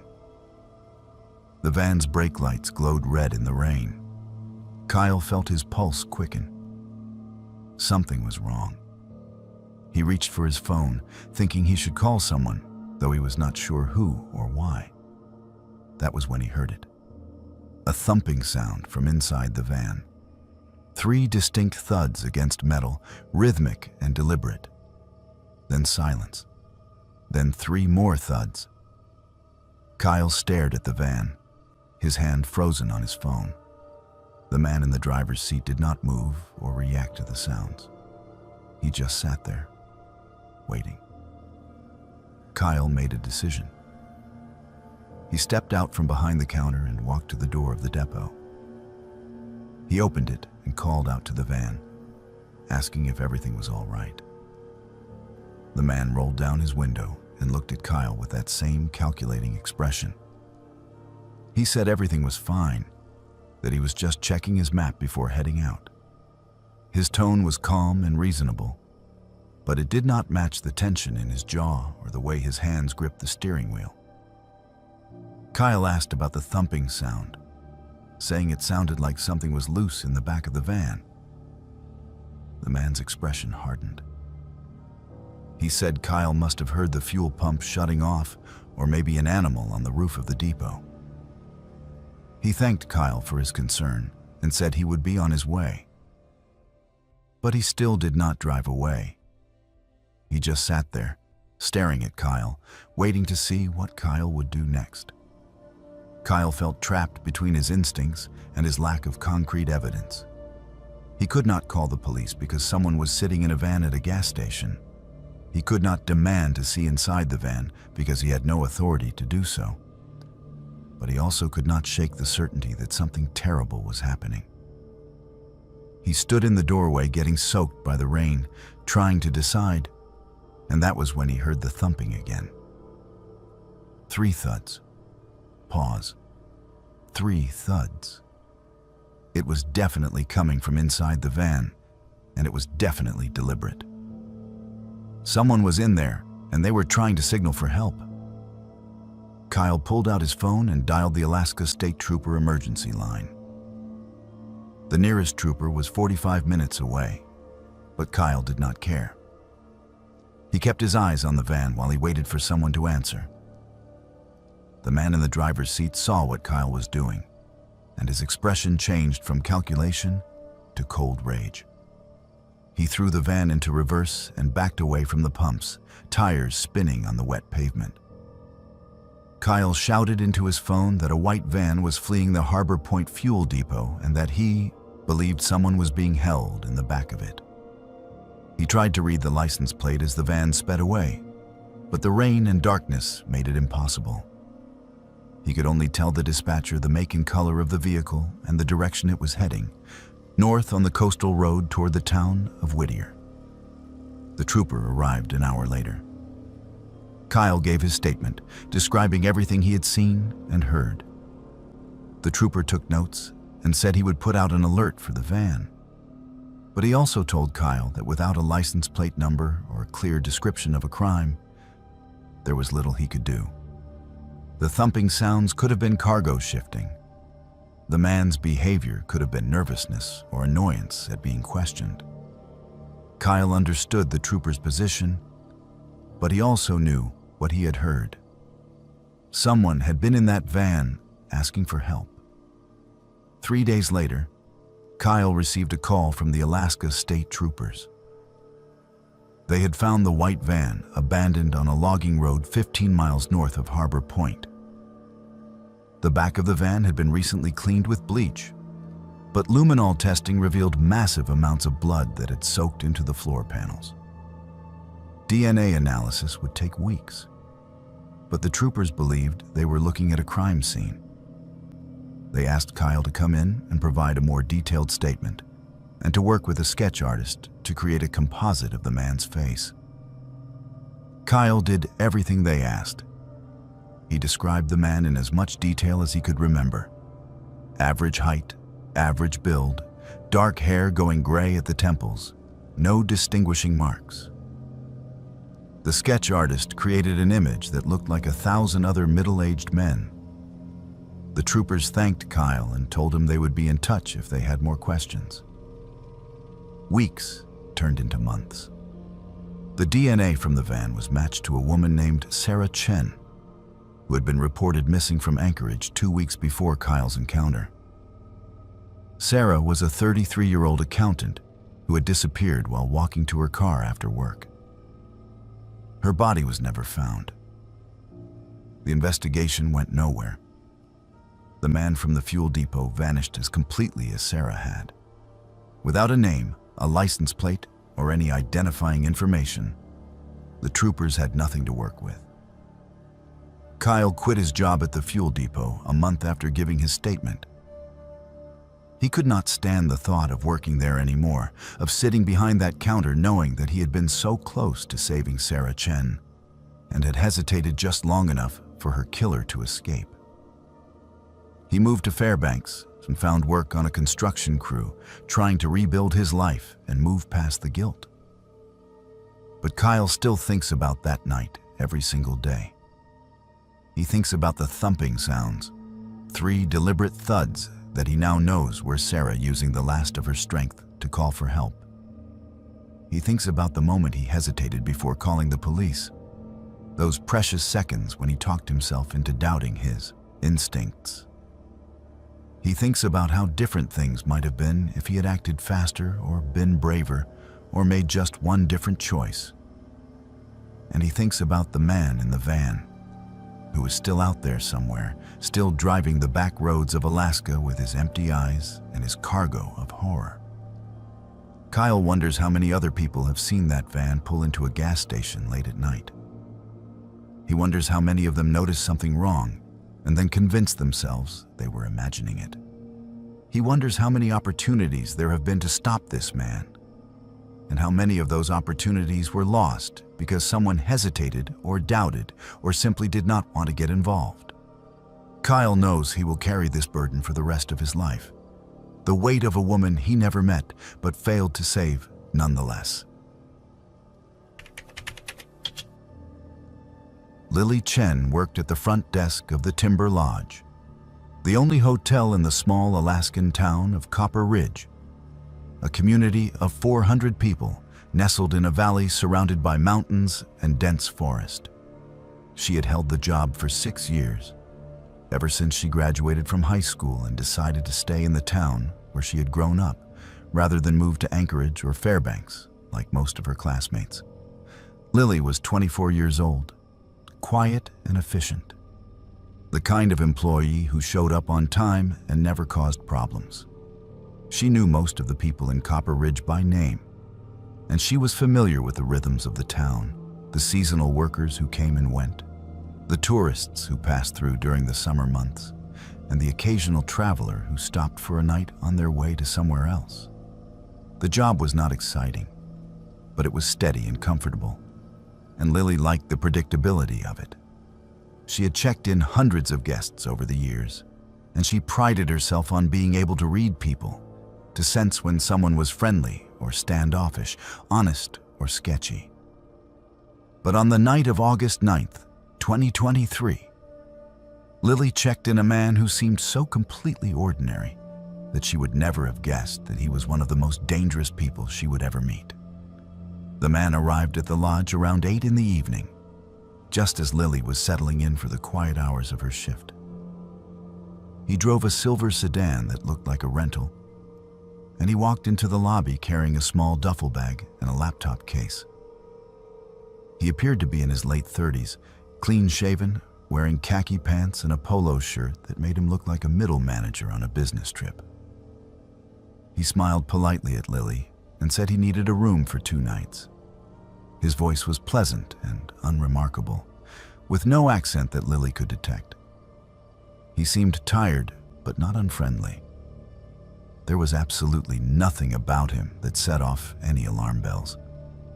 Lily asked for his identification and credit card, the standard procedure for check-in. The man handed over a driver's license from Washington State. The name on the license was Sean Whitmore, and the photo matched the man standing in front of her.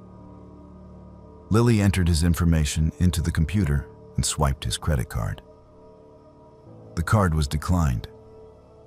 The man frowned and apologized, saying that sometimes his bank flagged transactions in remote locations as potential fraud. He asked if he could try a different card. Lily said of course, and waited while he pulled out another credit card from his wallet. This one went through without a problem.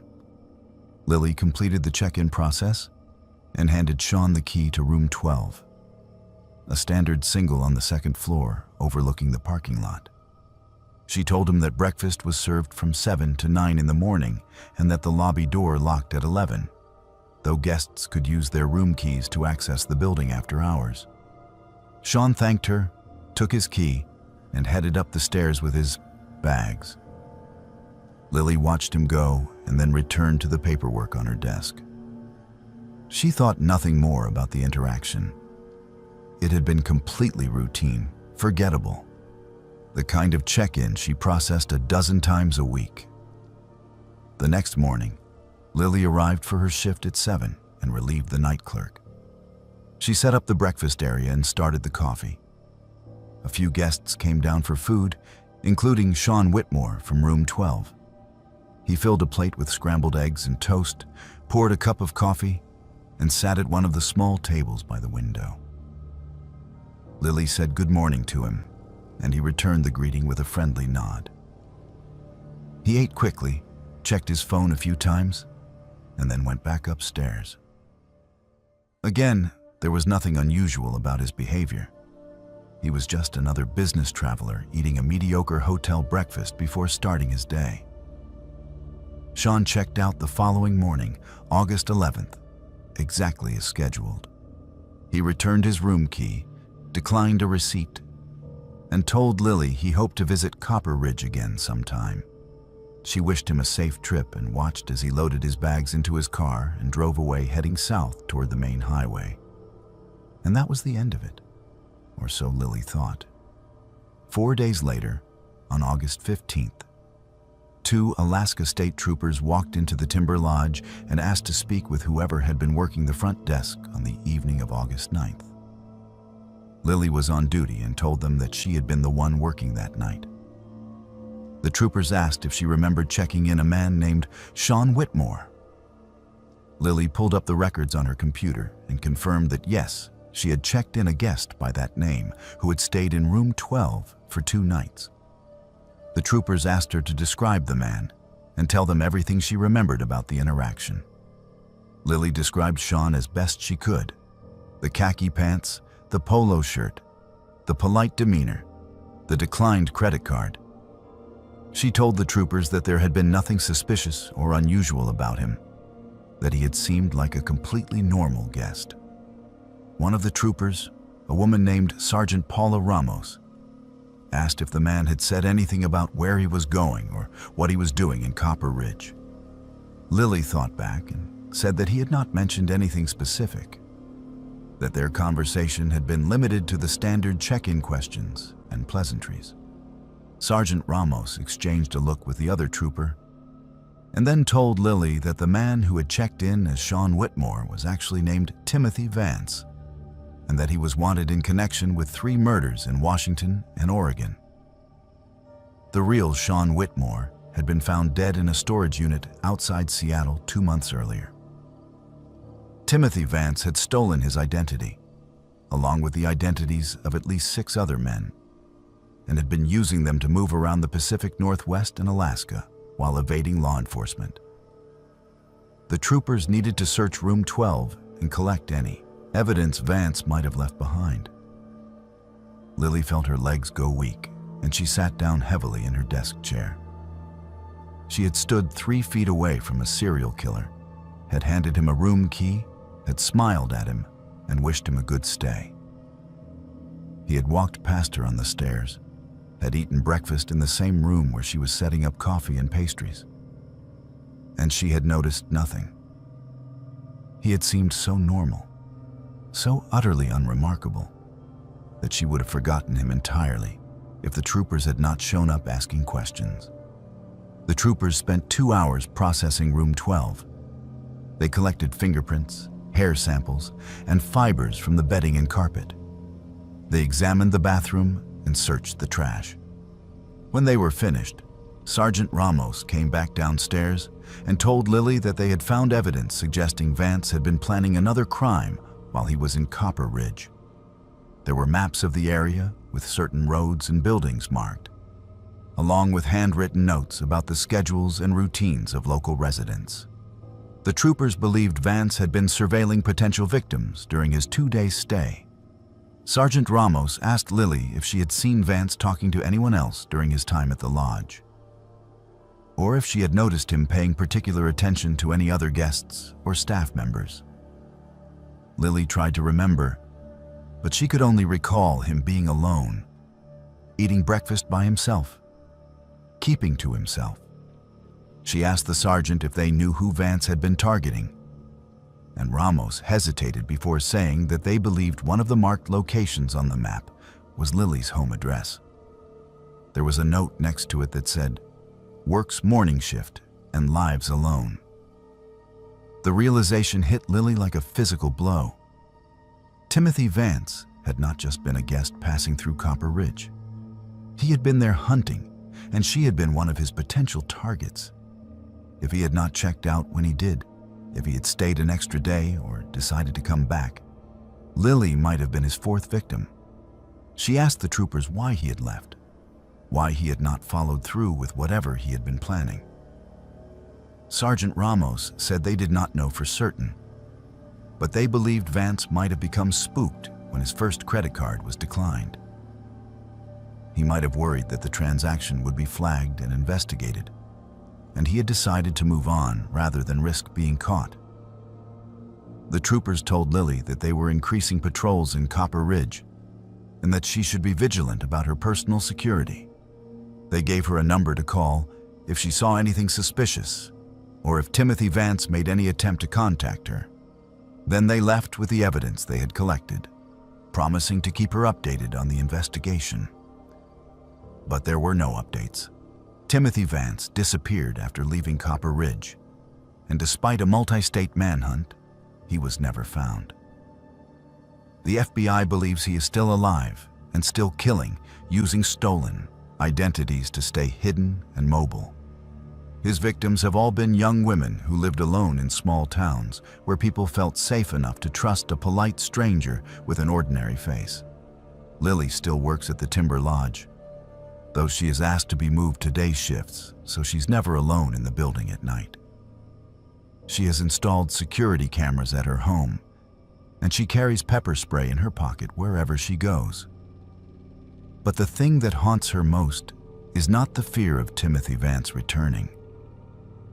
It is the knowledge that she looked evil in the face and saw nothing.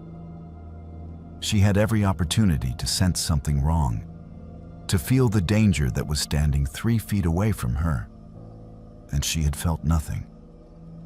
Because Timothy Vance had been so perfectly, convincingly ordinary. Lily thinks about this every time a new guest checks into the lodge. She studies their faces, listens to their voices, watches their body language, searching for some sign that might tell her who they really are. But she knows now that evil does not always announce itself. Sometimes it wears khaki pants and a polo shirt and declines a credit card and smiles politely and says thank you. And you would never know, never suspect, never see it until it was far too late. And that knowledge has changed everything about the way Lily sees the world and the people in it. She knows now that monsters are real, and that they look exactly like everyone else.